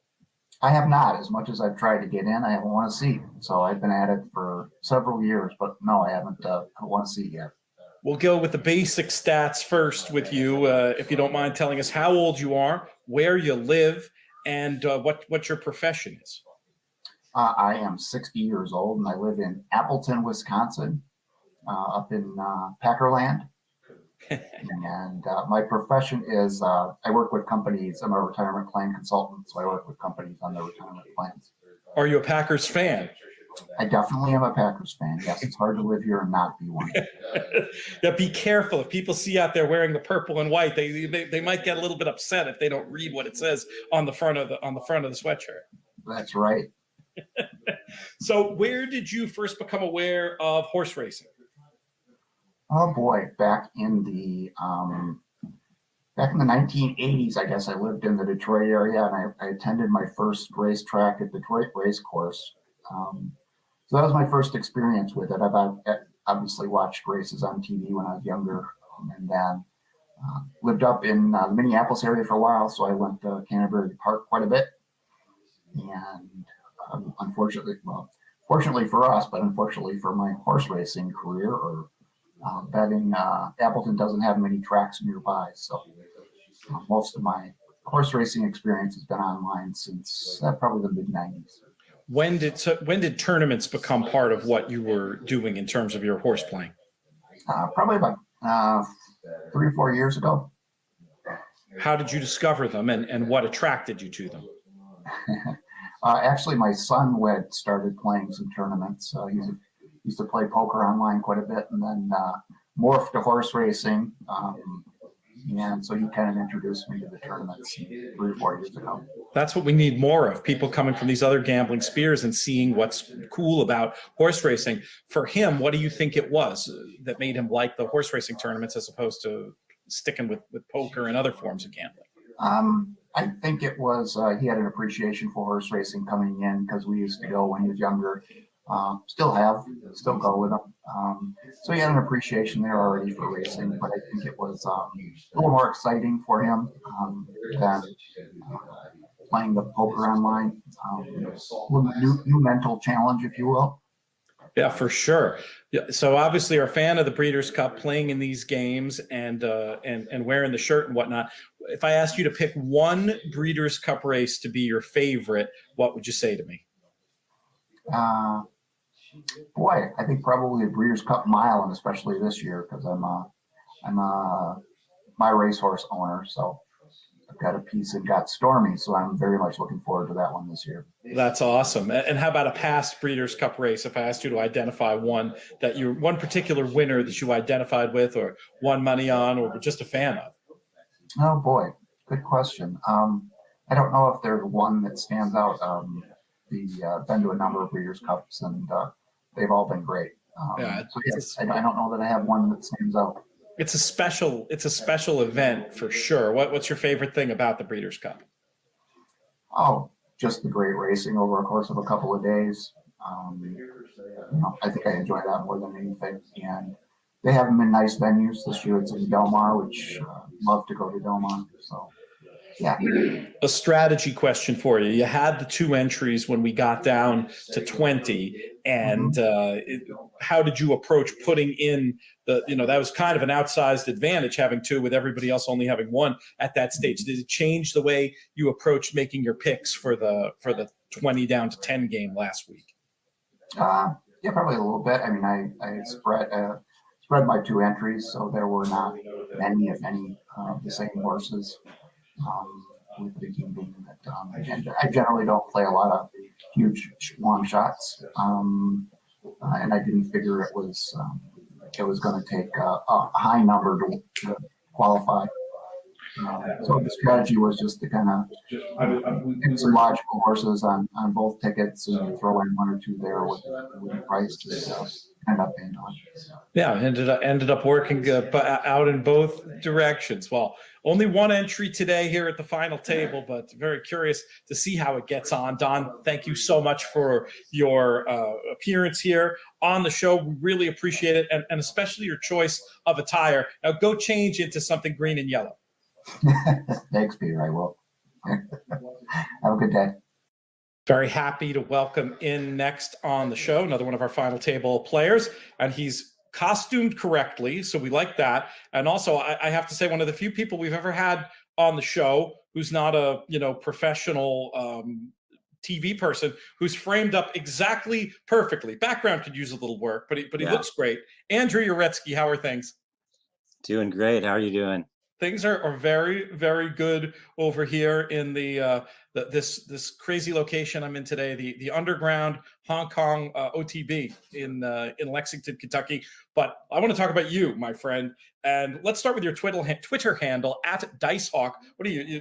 The horses aren't enough for you? You're also a craps player. What are we talking about? Well, I do enjoy a little bit of craps. It's not actually based on dice. Well, it's actually based on like Andrew Dice Clay. Oh, okay. It's a nickname from, like, I guess I want to say either middle school or early high school, where I would often, like, just like when we were watching TV with my friends, I would like make jokes like at the commercials and stuff. And so my friends called me Dice, and then the hawk kind of came separately. A friend of mine drew like a hawk with like that has a dice as a body. It's on my Twitter page, but so then it kind of got changed to Dice Hawk, and I've had various nicknames throughout my life. But I was gonna ask if in another lifetime you had a big pompadour. I wasn't sure. No. Let's go to, we're going to lead right with what I'm calling like the basic stats, the back of the baseball card stuff we're getting from everybody at the final table. How old you are, where you live, and what you do for a living.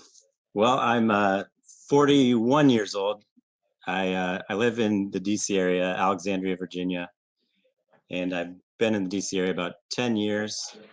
I've been a patent attorney for the last 8 years, I want to say, although I left that career earlier this year. I'm currently pursuing other options, kind of I'm doing some trading and other and kind of doing some working on some coding, trying to get into some data analysis work, but right now I'm currently not employed.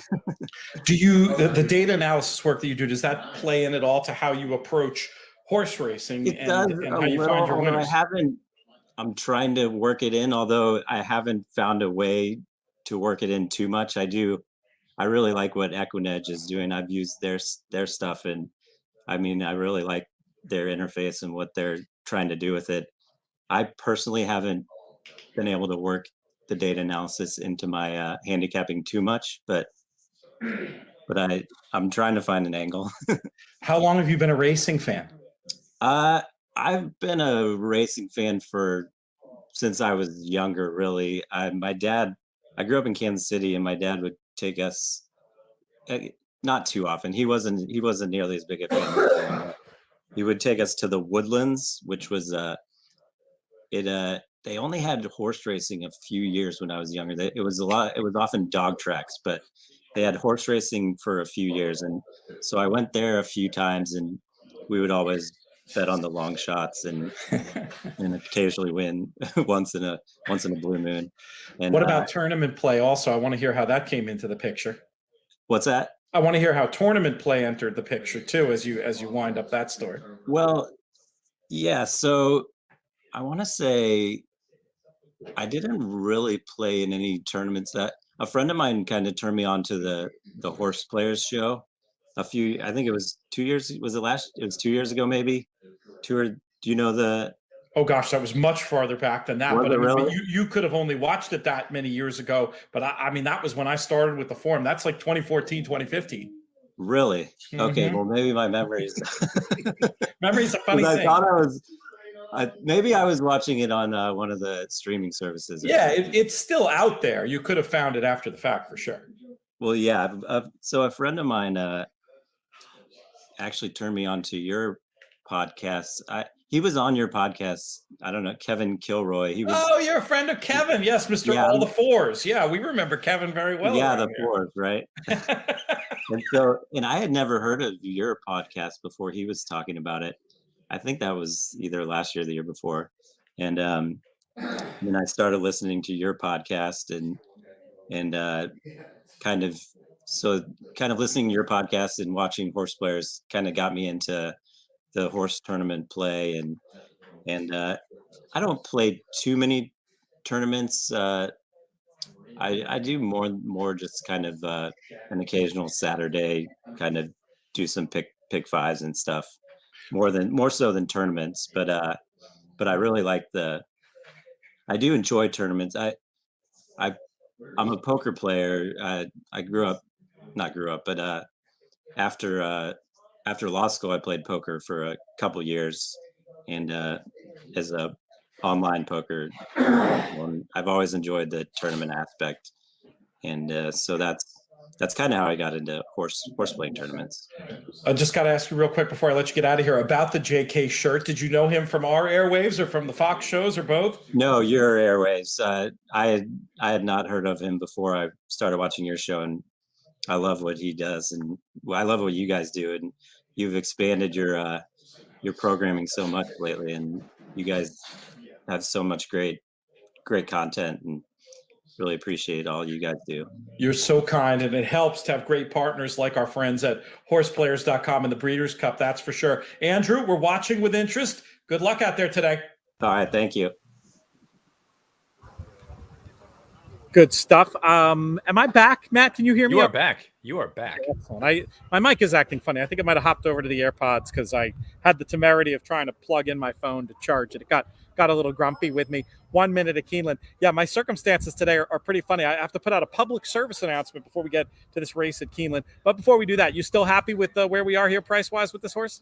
Yeah, so I actually went through and priced it all out. I think it's a very, very evenly matched group. I have Flapjack at 9-2, and I'm sure some folks will say that's way, way overzealous, but I don't think there's a great deal separating any of these horses. So this is a massive overlay.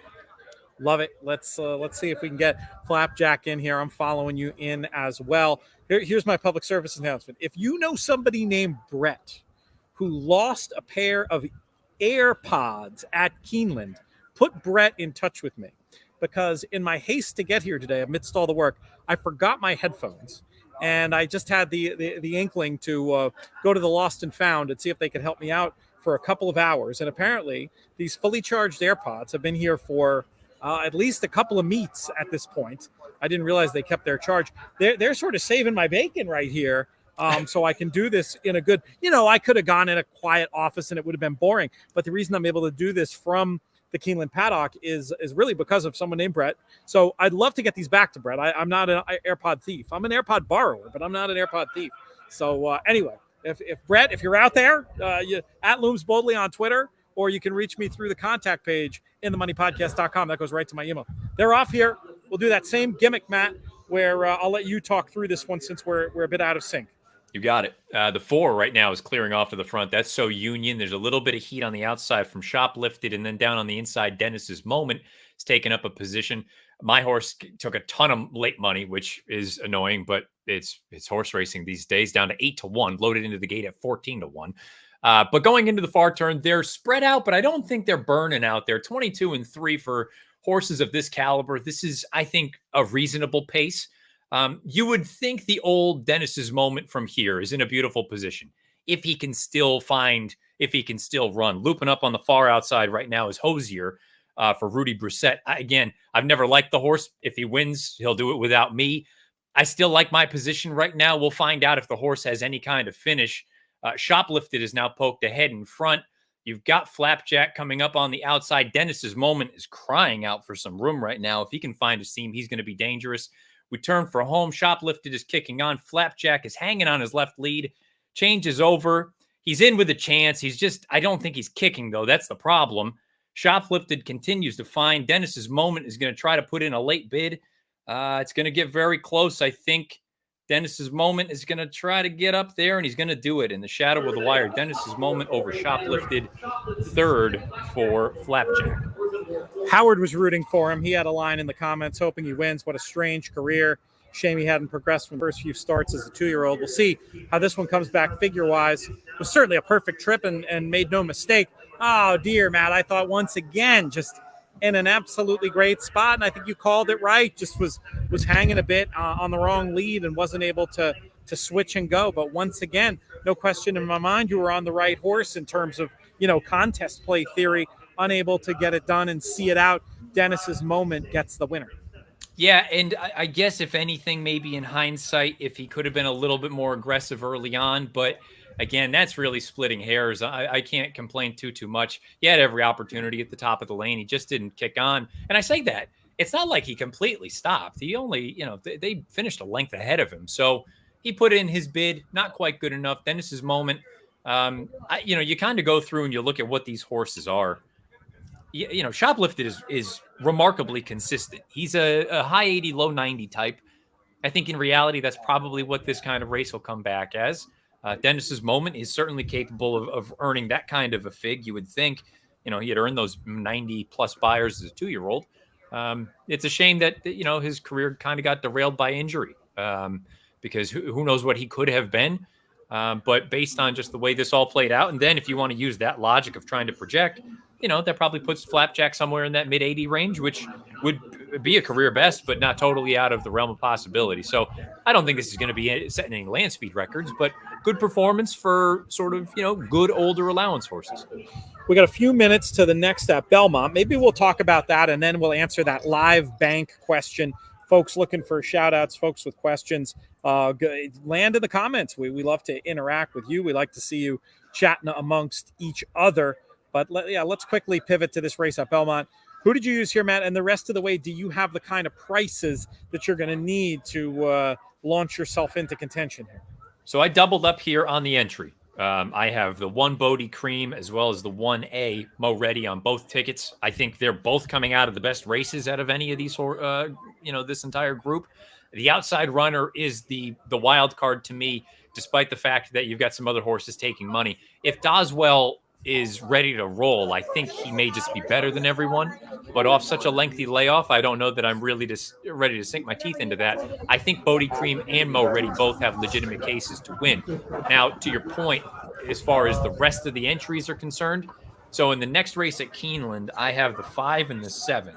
The 5 is Hey Kitten, the 7 is Touch of Class. They're both probably middling prices, nothing crazy, in that 4 or 5 to 1 range. So that's probably not a great deal. The nightcap at Belmont would be my last ditch effort. And I have Pop the Bubbly, who's 12 to 1 on the morning line, and Home for Christmas, who's 10 to 1 on the morning line. So in reality, I would need to win here, I think, to have any chance. And then in all likelihood, there would be enough people ahead of me with either of those two. So probably at best an underneath kind of finish, but you never know until you see what happens. There will be some breakage too. Who knows? Let's hope you can get some points, get on the board. We'll follow along as we get down to the sharp end of this 8-race tournament. We got 2 separate tournaments going on. Our final table, we'll check that leaderboard after this race at Belmont. And then, of course, we got our qualifier, well-supported qualifier. I was going to give a little shout for a tone in this spot, Matt. I thought could just get a really nice trip, potentially sitting off the speed. As I designed this race in my head, I can see a tone tripping out pretty well for Mike Maker in this spot. Coming out of a race that's produced some decent form. Not a strong opinion, but 6 to 1 seems like a square enough price for a horse who's one of the ones where I feel like the 3 to 2 on the entry is fine, but short enough. And then Doswell on the outside, super logical, but 3 to 1 doesn't exactly get the blood pumping either. You give that one any count? Yeah, and I think also at the price that you have right now, I think that's arguably the best situation of all of the runners at this point, simply because, to your point, coming out of a race where the horse that he defeated, the second place finisher, was the next out winner with an 89 buyer. So the figs are holding up quite well. I was unsure if not that, and I shouldn't even say that, because in hindsight, I go back and look at it. I was wondering if some of it had to do with the cut in the ground, but then again, This is a horse who's run perfectly fine on firmer going as well. So I think you've got the right recipe of chance and price compared to, let's say, where I am with the entry. I think they're the most likely winner, but I think they're being overbet. And Doswell, I mean, maybe this is unkind, but I look at this and think a little chilly on the board at 3.5 to 1. I would have expected a little bit more money. No. Yeah, I mean, that's fair. I was making it sound like the horse was an underlay. I just feel left cold by the whole situation is maybe a better way of putting it with Doswell. What price was he on the morning line, just out of curiosity? He was 3, I believe. Yeah, he was 2 to 1. 2 to 1 on the morning line. Yeah, so a little cold there at 3. I mean, I think some of it is the money the entry's taking, though it's starting to converge now. The entry backflashing from 6 to 5 to 7 to 5. Doswell taking that 5 to 2. But I don't like that betting pattern when the horse is, a little what we used to call lobstery, a favorite that's not really getting bet like a favorite, and then they come late. I don't like that betting pattern. I mean, it's not the kiss of death, but it's not something that excites me. I'm happy where I am with my 4 in the spot. I'll be rooting for you to get off the mark here with the 1 entry as well. And then we'll have a look real fast. That live bankroll contest. I mean, the answer is probably it depends as to the specifics of the live bankroll contest we're talking about. But my general advice would be don't just play your minimums. Don't just get ground out by the takeout. Try to find a couple of situations and be willing to risk it all in those situations. Go big or go home. That's my general first thought on how to play a live bankroll contest. Now, it's different, maybe an event like the BCBC where you qualified and you just want to play within the context of the contest. And I get all that. That's different, but that's not strategy to win. That's strategy to turn money that you qualified for into, the better part of $10,000 or more. In terms of you want to win a live bankroll contest, be willing to risk it all a couple of times. Yeah, and I kind of think the way that I would go about it, again, you have to know what your thought or your goal is going into it. Are you trying to win? Are you trying to gain some experience? Are you trying to do both? Do you want to walk out with something at the end? I know this is a very unpopular opinion, but I don't think there's anything wrong where if you are someone who's new to it, let's just use the BCBC as the example. Yes, you have to hit your minimums in order to be eligible for any prizes or anything like that, but I don't have a problem with somebody going in saying, I'm walking out of here with at least $2,000 in my pocket or whatever it is. That means you effectively have the balance of your play money, so your $7,500 to play with. And to your point, at that stage, hone in on 1 or 2 spots that you're going to push hard. When I say push hard, out of that money that you've allotted to play with, and recognize that, if it doesn't work, so be it. You're going to walk out with more than you came with. So I don't think you have to just go into it with one mind frame, just regardless of the circumstance. Everyone's situation is unique. I totally agree with that. I mean, I was just saying from if you were looking for the technical, that's like the technical answer of how to, maximize your expected value. But there's a lot more to the game of horse racing and a lot more to life than expected value as a tone tries to make a run here. We'll see if the bird has flown for your runner. Looks like it has. Looks like we'll have to settle for the Saver Exacta 1-4 here at Belmont Park. But you you nailed it. It's about what your goals are. And I'm not going to be judgy. I mean, maybe you're somebody who wants to play in the NHC and you come up with a good educated guess of what you need to get that bankroll for in the Breeders' Cup Betting Challenge to walk away with that NHC seat. You plot a course to get there. You don't have to do it the way that I said. That was just, that's the idea if you're trying to win. I think you really want to try to win.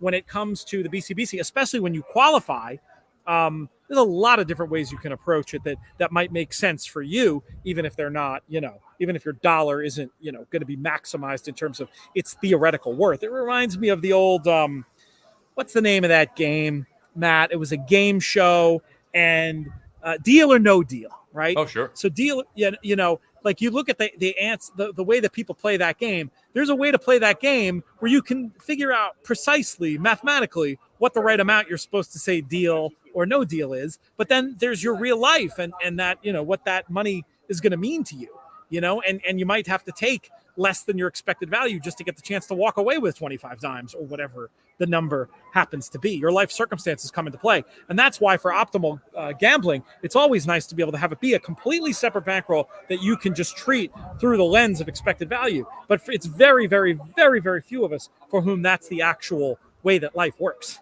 Well, but to your point also, if you're talking about like purely going into a live bank contest and trying to win it, I think we even brought this up maybe even a couple months ago on one of these happy hours, that it feels like the game has changed from a BCBC standpoint, where if you're not willing to not just push, but push substantial amounts of money, you're kind of, you're maybe not necessarily playing to win. Because just go back to last year at Keeneland, what both Marshall and Jonathan did to get to the point that they did. They didn't push 10. They pushed, tens of thousands. You know what I mean? So 80 I think that I think right the over game there. is, That was right over there. I think the game has changed in, and I mean, I have no problem admitting this. A fact is a fact. When I had my good run, the totals were much, much smaller. The winning total, I think, was 80 grand or $85,000. I mean, last year that may not have cracked the top 10. I don't know off the top of my head, but I think people have become much, much more aggressive, and you understand why, because that's what it takes in order to win. That doesn't mean that you have to do that if it's outside of your comfort zone. And to your point, we've all got bills, we've got families, we've got this, that, and the other that need to be taken care of. You're right. Purely from a game theory standpoint, maybe it's not the positive EV move, but guess what? If you went home and you said, hey, I had 40 in my pocket, but I took a shot to win, 100, in the grand scheme of things, yes, how many chances are you going to have to win 100 grand? But it's going to be a difficult conversation to have with your significant other that you just dropped 40 grand that could have gone to a lot of different things. So I think it's not as simple as this is what you're supposed to do. There are outstanding circumstances. And this is the reason why, if you are an EV player, you should be licking your chops to play max entries in this all the time. Because the fact that, however many 100 people qualify who aren't necessarily playing to win are in there, that means that all the takeout, everything is negated. To me, it's just a huge positive expectation. And I'm surprised that there aren't more EV non-horse players who get involved and listen to Matt Bernier's picks, or JK's picks, or PTF's picks, and just play based on random picks using appropriate theory, because it's such a huge EV. If that money isn't money that you need to walk away with, if that makes any sense. Yeah, no, 100%. I mean, if you're someone, and we've talked about this so many times, if you're someone who is a horse player that bets large sums of money and you don't play in the BC, like, what's the point of not playing in the BCBC given the prize pool that's available and afforded to you?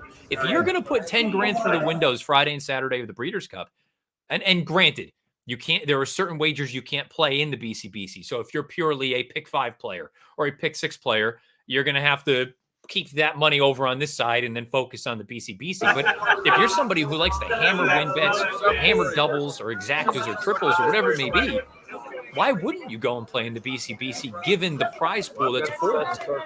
Yeah, it's all about bankroll. Even I would even think that there are professional horse players who are used to betting, let's say you're handling thousands a day, 5,000 a day or whatever. Maybe that's too much. Maybe that takes you out of your comfort zone. I could see that. And if you're doing this all the time and you don't have an opinion in the last race, I could see making a wise guy case as to why you wouldn't want to risk it all there. But in terms of somebody for whom you're betting a lot, but you're not necessarily worried about like having a separate business plan, it's just the best. It's the best thing going. Let's look at these leaderboards, gentlemen, when we get a chance. See who is on top. Matt Vagvolji hanging in there, grinding away, getting a few more points for himself, moving his number up to 2580, but all to play for a lot of these folks in behind. Mark Henderson hanging tough with 22. Andrew Oretsky, we just heard from, 1460. Don Marquardt and Greg Lewis at 1010. Smaller amounts the rest. We got a little break before our next race. I think we should get to another one of these pre-tapes. We've got one coming up. I'm going to take a wild guess that this might be the one with our current leader, Matt Vagvolji, just based on the timestamp on this thing. I'm just imagining I let myself run off a little bit with him because I'm so used to chatting with him about all this kind of stuff. Let's see if we can go to that tape, AJ, right now. Next up, we have a familiar face to regular listeners / viewers of the In the Money Media Network. It's been a great meeting everybody so far. This guy, though, if you follow our stuff, he doesn't need much introduction. He's Matt Vagvolji. Matt, how are things? Doing great, Pete. Looking forward to tomorrow, getting after it and see if we get another BCBC slot. So happy to be here. Let's start with the basic questions I've been asking everybody that we haven't done this with you in a while. Your age, where you live, I think I know that one, and your profession for the uninitiated here. So I'm hanging on in my 30s with dear life, 39, and recently moved to Saratoga Springs, and I will be buried in Saratoga Springs ground. So that's what I'll be forever. So, what's your official title, like profession or whatever? I'm a financial consultant for a large insurance company. I work on the asset management side for a large insurance company. There's definitely some financial stuff running through our final table participants. Tell us about your feelings about HorsePlayer Happy Hour since you got involved. You're somebody who I would describe as kind of an advantage player. We've had a lot of people who are newer to the tournament world. You're the first veteran that we're talking to today. How much of this was to support us and the charities? How much of participating in these games every week was because you thought it was a great opportunity, financially speaking?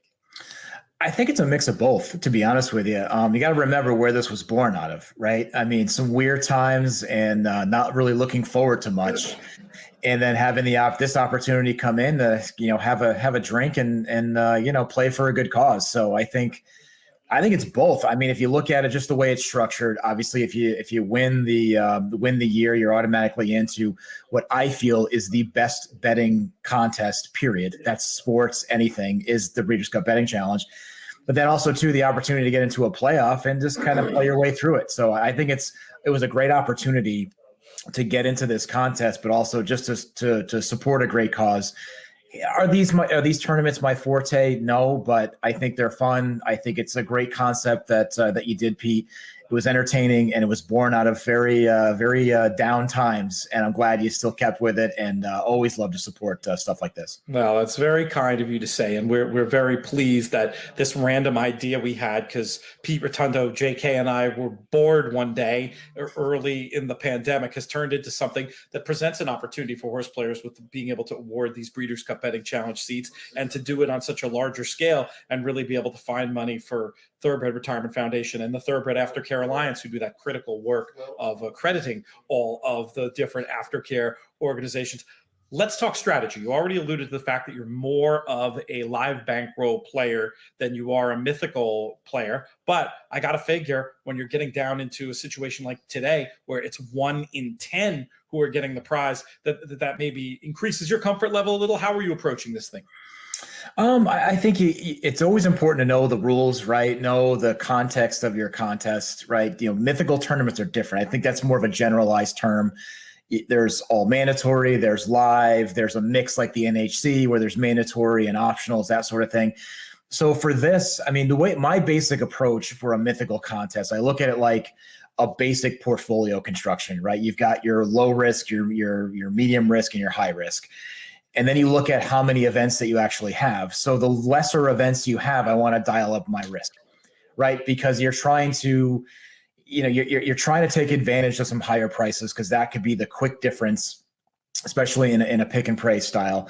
But you don't necessarily want to give up on horses that you feel have a big shot to win either. So I would say in this particular final table event, I think the risk dials up a bit, where you're just trying to get to the next week, I'll take horses at 7-5. I mean, if I feel like they can win, if I'm just splitting the difference, meaning getting half the field, that's a different strategy than what's going to go on for tomorrow. So I think the risk is certainly dialed up a bit more when you have a low number of races and a low number of participants involved. That makes perfect sense. I mean, you just think of it in terms of ratios, right? In the previous weeks of the playoffs, 1 of every 2 entries get the prize.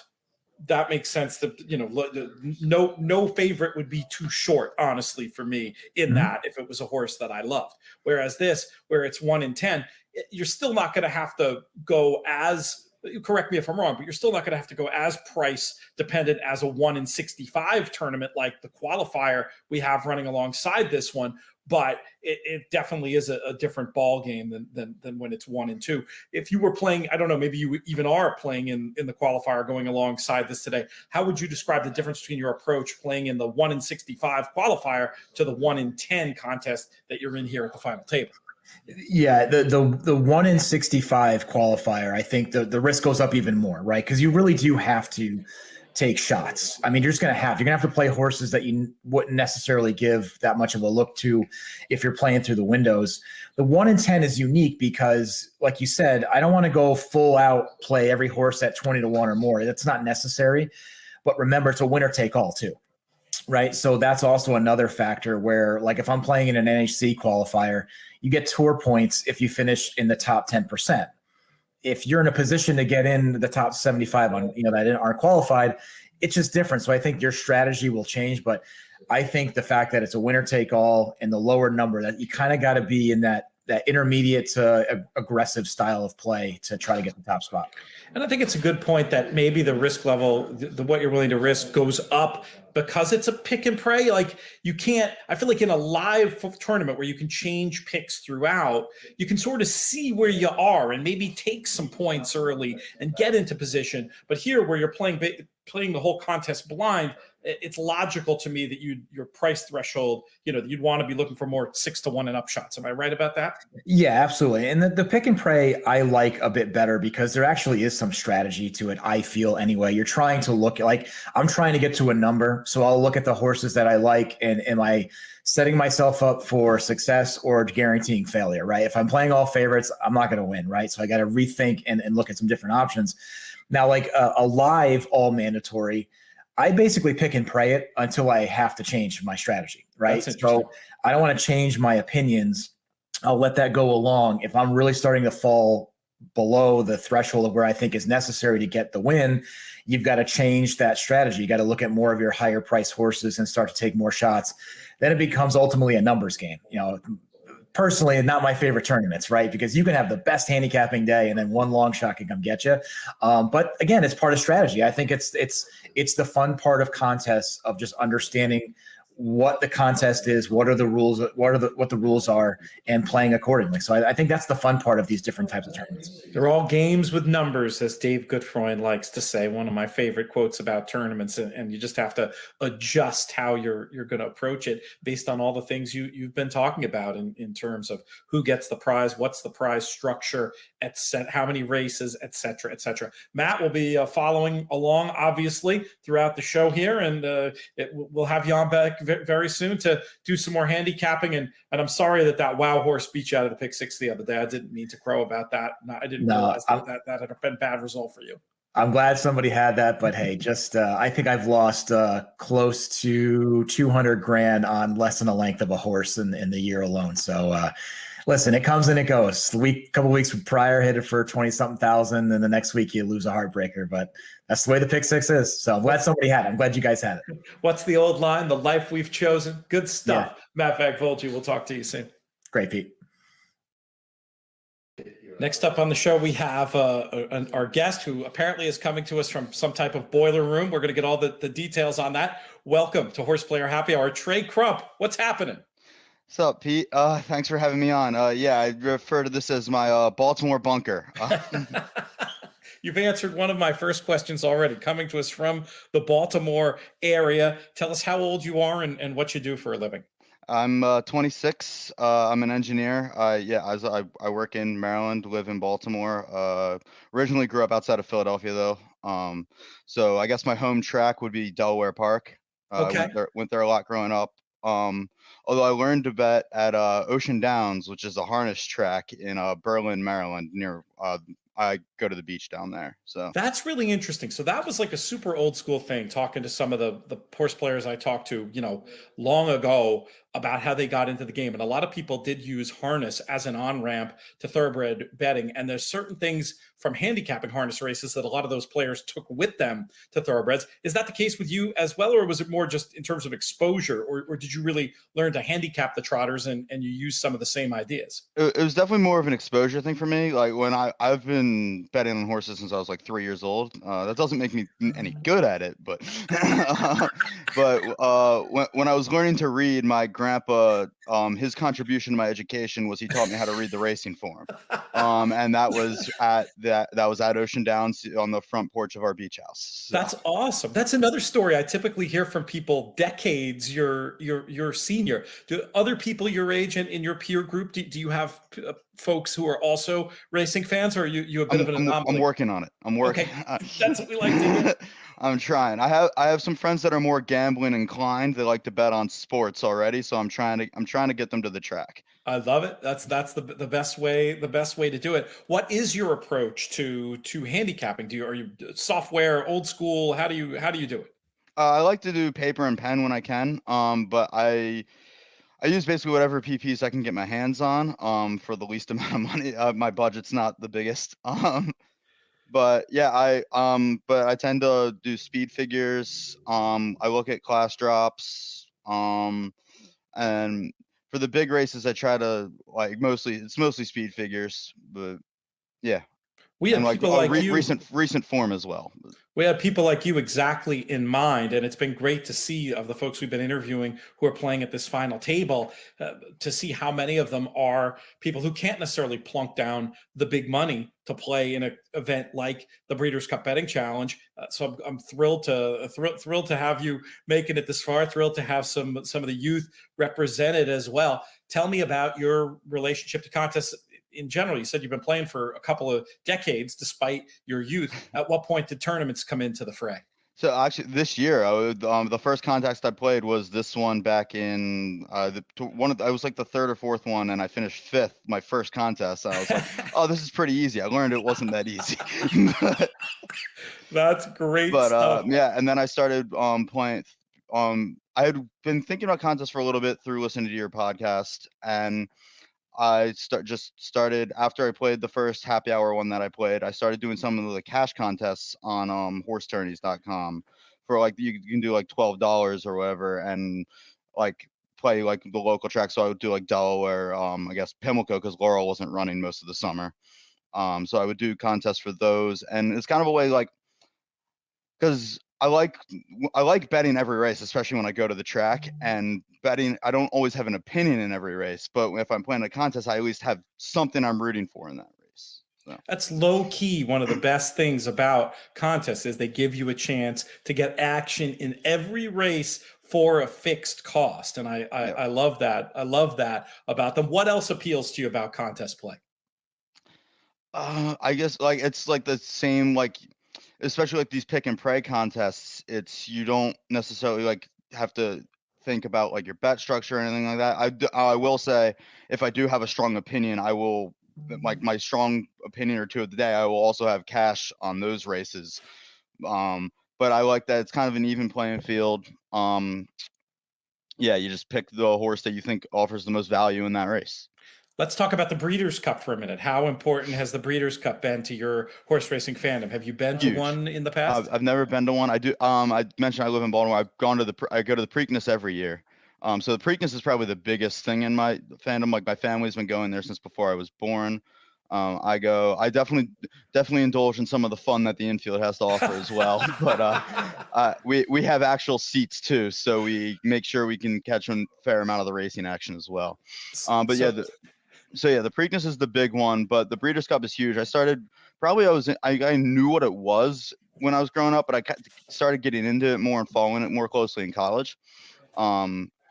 It's huge. It's like that like near year end event that like all the best horses come. It's really cool. I would love to go to one.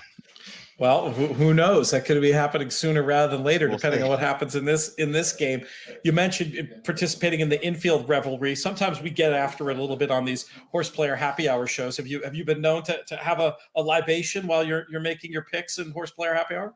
A little bit. I wait till my weekend is over. Like I'll put it on. I mostly listen to I'll have the YouTube feed up, but I mostly just listen to the audio. And then like 4:30, 5 o'clock rolls around, I'll crack one open. There you go. That's probably more sensible than our early pandemic approach, where it was just at that point in the early pandemic, I was doing and horses were the only game in town to bet on at that point. So. Yeah, it was a good opportunity, I think, to try to get a hook in people your age, and it seems like to some degree that's been successful. We Yes. wish you Godspeed in your efforts to get other people in your demographic involved in racing. And if there's anything we can do to help, reach out. I mean, I'll give regards to the Brooklyn Bunker. It will be honored to have another place named after it, and we're going to see you on the leaderboard here and see how you make out at this final table. Awesome. Thank you so much, Pete. Hey, we snuck this in. We can actually get to the race. I like the 9 Madam Ready in this spot. Matt, who do you have in the contest again? I have the 7 in here, Touch of Class. Okay, the 7 Touch of Class, 3-1. Yeah. I mean, it's not a matter of the reason I'm only saying one of them is because I think the second ticket is dead. I think there's an outside chance if I go runner, we can sneak into the top 2. But this horse has to win. All right, let's see what happens. We're getting chatting with some folks here at the paddock, which is nice. Let's see what happens here for Matt. For my pick, looks like the favorite broke with alacrity and is assuming a nice position up front. There's a good comment in here I want to read during the race because we got to go right to our last of our 8 interviews after this. But Brett Wiener points out mythical contests are ROI handicapping contests, live money contests or betting contests, not handicapping contests, going all in on 2 heavy favorites in a daily doubles, not handicapping. It's not in the traditional sense of handicapping a race. I like his point. I mean, it's the Breeders' Cup betting challenge and it's the national handicapping contest. And I do think those 2 skills are rewarded in kind in those 2 events. All right, they're turning in here. We'll bring you in for your thought on that, Matt, if we have a chance. Is that my horse trying to make a run here? But I don't know that anybody's gotten to this favorite, unfortunately. No, everybody's getting short. Get up for second. Just to give me at least a puncher's chance. Oh, you dirty bird. Going to run over the top for second. That's gross. Yeah. Okay. So all right. That'll more or less wrap up my day. Yeah, I mean, look, it's good performance from the favorite in here, Spicy Marg, straight to the front for Ward. I mean, again, we talk about Chad winning turf races. What else is new? Wesley Ward in a turf sprint. Right to the top, come and catch me. Nobody does. When they break like that, they're tough to run down. AJ, let's throw CJ in there and make sure we get all of our interviews done, and then we'll have a few minutes, hopefully, before we wrap things up. The show, pleased to have on somebody I've communicated with via email but never gotten a chance to meet in real life, or I guess in this case virtually.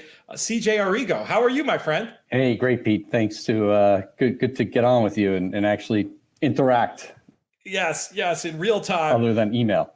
You've got a couple of things I have to ask you about right away. First of all, I see the jersey hanging over your as I look at you on screen, right shoulder there. What's the story with that?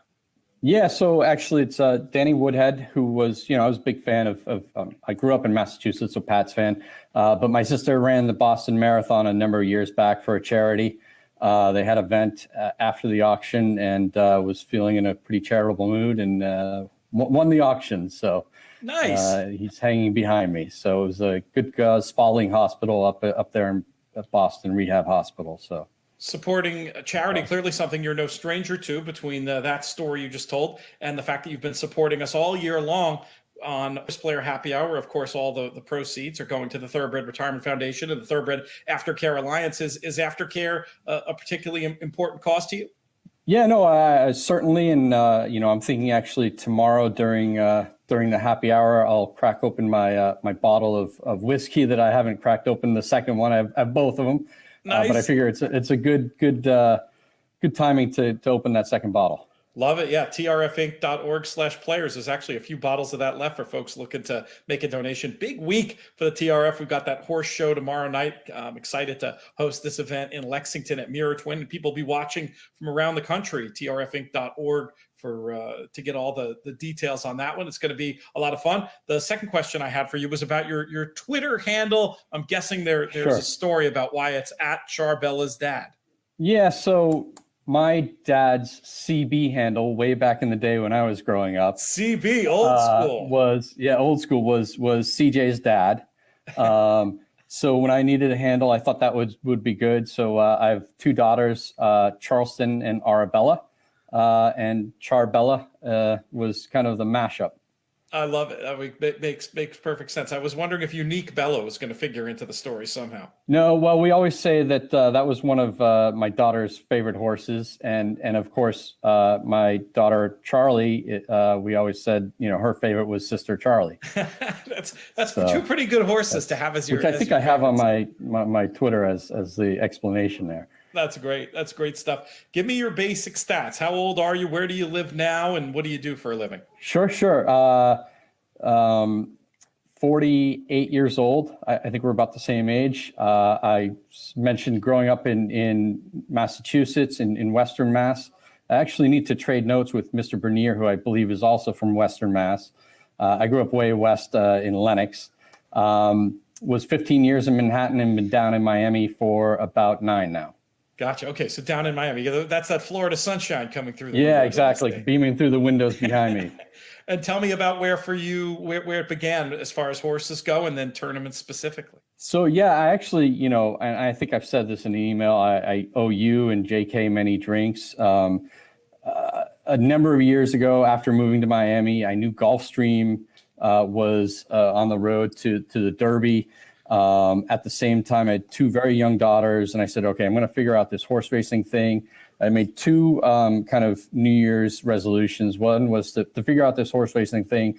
The second was I was doing a lot more commuting by car. So I said, I'm going to start listening to podcasts, and found you guys back in the DRF days, and here we are.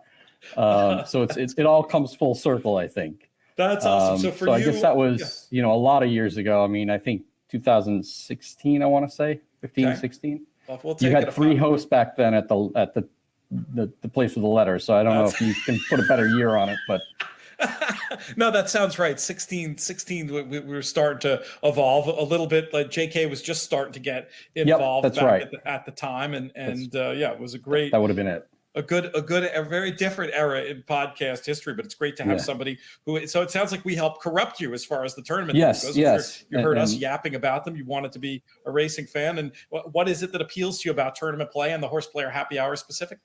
Well, I think the HorsePlayer Happy Hour, it started in the depths, if you will, of the dark days of the pandemic. I think in May 2020-ish, right? And so it was something to look forward to and have an early drink, which I think a lot of us were in those kind of darker days of things. And the workloads were a little lighter. So that's where it started. I was playing tournaments before. But, I think I'm definitely a bit more of a chalk eating weasel. There's definitely a good amount of chalk in my diet. And I think playing tournaments has been a good help for me to, you got to pick some long shots, right, to get there. So it's good for me to get in the tournament game and force myself to go outside of where I would normally play. So HorsePlayer Happy Hour has been great for that, and doing, random head-to-heads, weekends, etc. Haven't done a lot of the other tournaments, haven't gone NHC Tour yet. We'll save that for another year, maybe take a run at a Rookie of the Year and do that in a couple of years when I have more time on my hands.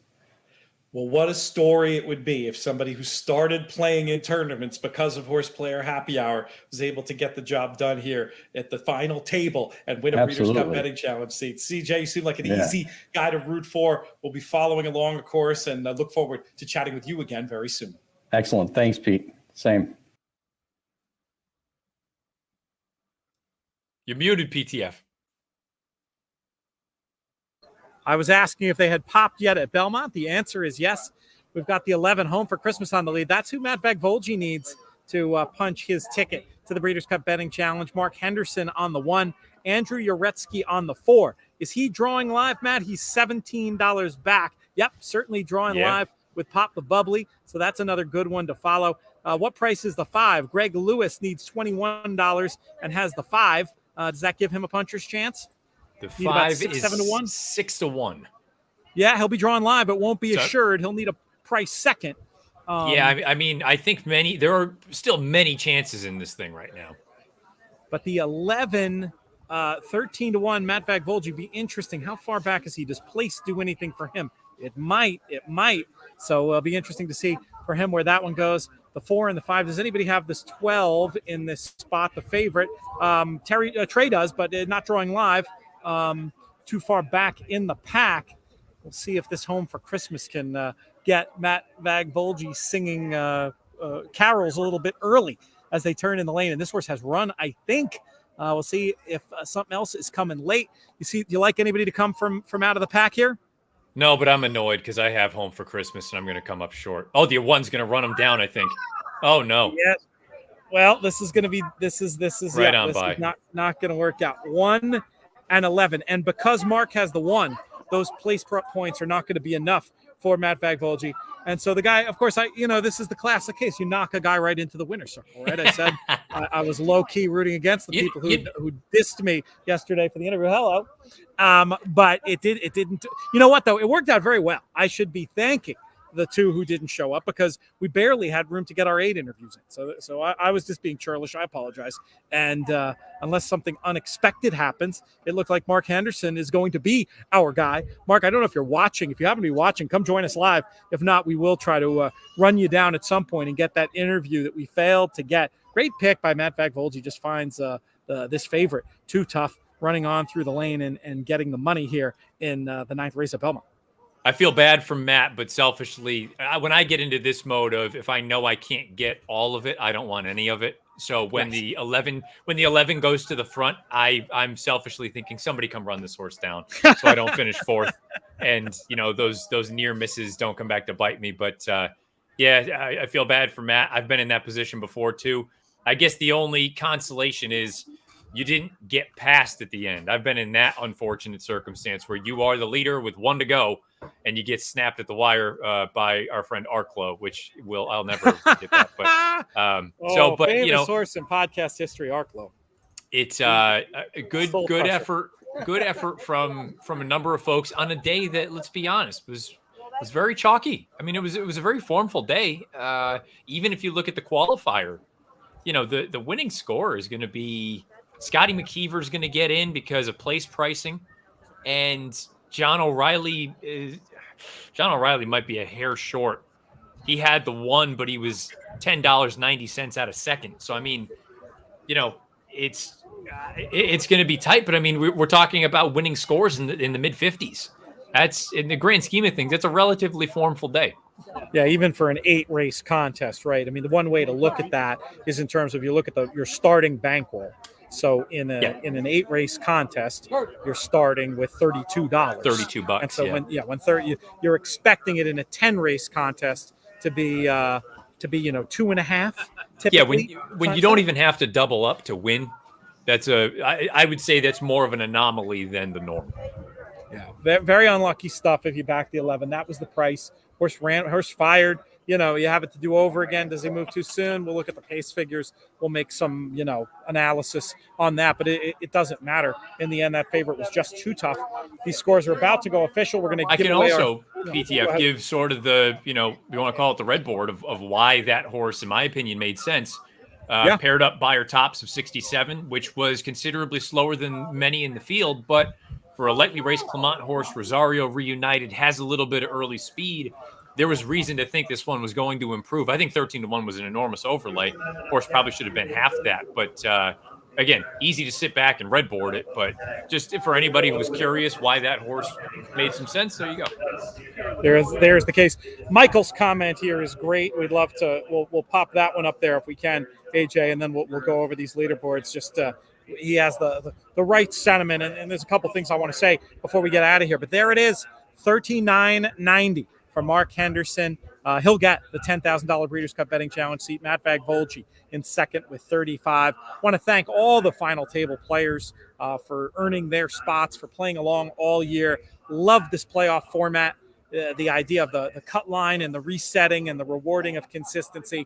I think there's really something to be said for it. I hope it'll ride again in the future. Let's hop over, AJ, to the qualifier and see if Scotty did in fact get himself in there. Yes, he did. 54.70. Congrats to him. John Colonel gets our second seed, 47.60. We'll round out the top 6 because why not? Joseph Rosen, John O'Reilly, another Joseph Rosen, and Guy McDillo. Rick Broth in there, who I saw last weekend at Keeneland, and we'll mention him, and we'll mention George Shute as well. And why not? We'll keep going. Ryan Flanders. As long as it's people who've been on the show, they get a call. Ryan Flanders, aka Benny South Street Trip No Pros, Scotty McKeever, of course, Equine Edge, which got a nice shout out from CJ. I think it was CJ. No, it was Andrew, but CJ. He had texted me after, I meant to mention Equine Edge and how much I use their product. So claps to them as well. Great stuff. I mean, I thought that note was hit by a couple of the people in the show, Matt. When you think about where and why this started, which was basically you, me, JK, Pete Rotundo, early days of the pandemic, not a lot going on. And, it just started out as a lark. And some of those shows were, like some of the only work I was doing some of those weeks when, we kept the podcast going, but it was a scary time. And we started doing this just as a lark, and to be able to see what it's done, where it's progressed in the year and a half, and to be here at Keeneland amongst a great crowd on a beautiful day. This is the good stuff, my friend, and it's been incredible riding with you the whole time, and all the players out there putting their kind words about what these tournaments have meant to them and appreciating the work that we do. It means everything. And I thank everybody at the end of the shows on the regular for a good reason. We don't get to follow these ridiculous dream jobs that we have without the support of everybody out there. So I just want to make sure we acknowledge that before we get out of here today. Well, and I think that's an important piece to bring up. Without the players that support the events, none of this is possible. We're not allowed to do these sort of things. We can't cook up these ideas that we think would be horse player friendly, but also benefit the greater good from a horse racing standpoint as far as taking care of the horses. So without folks getting involved and playing, and even with these side-by-side contests that we've had over the past few weeks in the playoffs with the feeders or the qualifiers themselves, I mean, again, today, 141 people turning out for this thing. That's a massive number. That just goes to show that there is an appetite for it. People want to go out there and play. This is on a Thursday, not a Saturday or a Sunday. I mean, I think it just goes to show, it speaks volumes that this is something that some folks have an appetite for. And to your point, from where this all started was effectively a way for all of us to maintain sanity, turning into something that there was enough of a response and we had enough of interaction with folks that we thought this could be something that we could package together as a bit of a year-long event. And I think we did that for our first time through. I think it went very well, and knock on wood, we can do it again next year. Some lessons learned for sure. Some things I know I personally could do better. We'll get to all that, but the plane got off the ground. Right. It started in the depths of the pandemic, and then that sea change moment, you and I brainstorming, I guess it was this winter. Hey, what fun could we come up with to make a cool idea even better? We'll do that again, and we'll listen to your feedback as well. And we want to hear what you've enjoyed on these broadcasts as well. So feel free to reach out at Looms Boldly, at Bernier_Matt. It's been a great pleasure. And not the least of the pleasure is the money we've raised for aftercare. Thoroughbred Aftercare Alliance, we've talked about them a lot. They do that key work of accrediting the different aftercare organizations. Thoroughbred Retirement Foundation, just the other day, I was at their Blackburn facility, Matt. Sometime you're down here, we got to get you out there. Incredible experience seeing the 50 horses on the farm. Prison system, not something that has the best reputation for always working.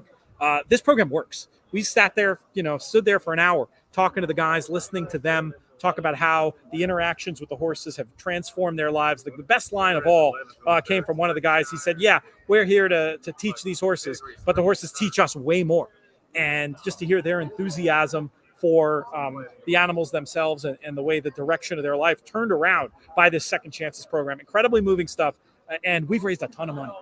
We always encourage folks, and I'll leave you with this. We always encourage folks to vote with their dollar for things that are horse player friendly and supporting good causes. Well, Matt, today we've won in a landslide. I think all things considered this year, I think it has to be viewed as a success. And as you mentioned, we are open to suggestions about things that can be done differently, what people want more of, because really when push comes to shove, if it means we can get more people involved, make a change. We'll do it. I mean, it's all about getting more interaction and more people playing along. So it's been a pleasure all year, man. I've enjoyed it. And I look forward to, hopefully, I'm going to see you in a couple weeks out at Del Mar. Breeders' Cup, baby. Can't wait for that. The culmination of all this. We'll follow all of our players with great interest, especially Mark Henderson, who gets it done at the final table. that's going to do it. We'll do our thank yous. Matt Bernier, the number one thank you to you, incredible partner in crime in all these events. To think that you really want to go back to the beginning. You and I saying in 2014, maybe there should be a horse racing podcast. Not too bad. Not a bad decision to go in that. The best stuff happens when you brainstorm, that's for sure. We'll thank JK, who was on a handful of these, but been very supportive in social media and talking it up to people. Been absolutely great to work with him. Rotundo, we got to give Pete Rotundo. He was there at the beginning, and then he passed the baton off to Haley Amos, who's just been an absolute joy, as has Justin McDonald at the Breeders' Cup, McKay Smith on the horseplayers.com side, keeping all the balls in the air, keeping things rocking and rolling. Thanks to him. Dave Vader has also been very active behind the scenes and extremely helpful in a number of events. So, as far as people to thank, they're critical. Producer Craig has been here a lot. And then here at the end of the season, while producer Craig is in marathon land, producer AJ more than ably picking up and doing all the pre-production on those interviews and helping out all over the network. Got to thank him as well. Most of all, though, we got to thank all of you, the listeners and the viewers, for making these shows so much fun to do. With one last shout out to our charity partners, the Thoroughbred Retirement Foundation and the Thoroughbred Aftercare Alliance. These shows have been a co-production of In the Money Media and the Breeders' Cup. On the In the Money side, our business manager is Drew Coatney. Our chief creative officer is Jonathan Kitchen. I'm Peter Thomas Fornatal. May you win all your photos.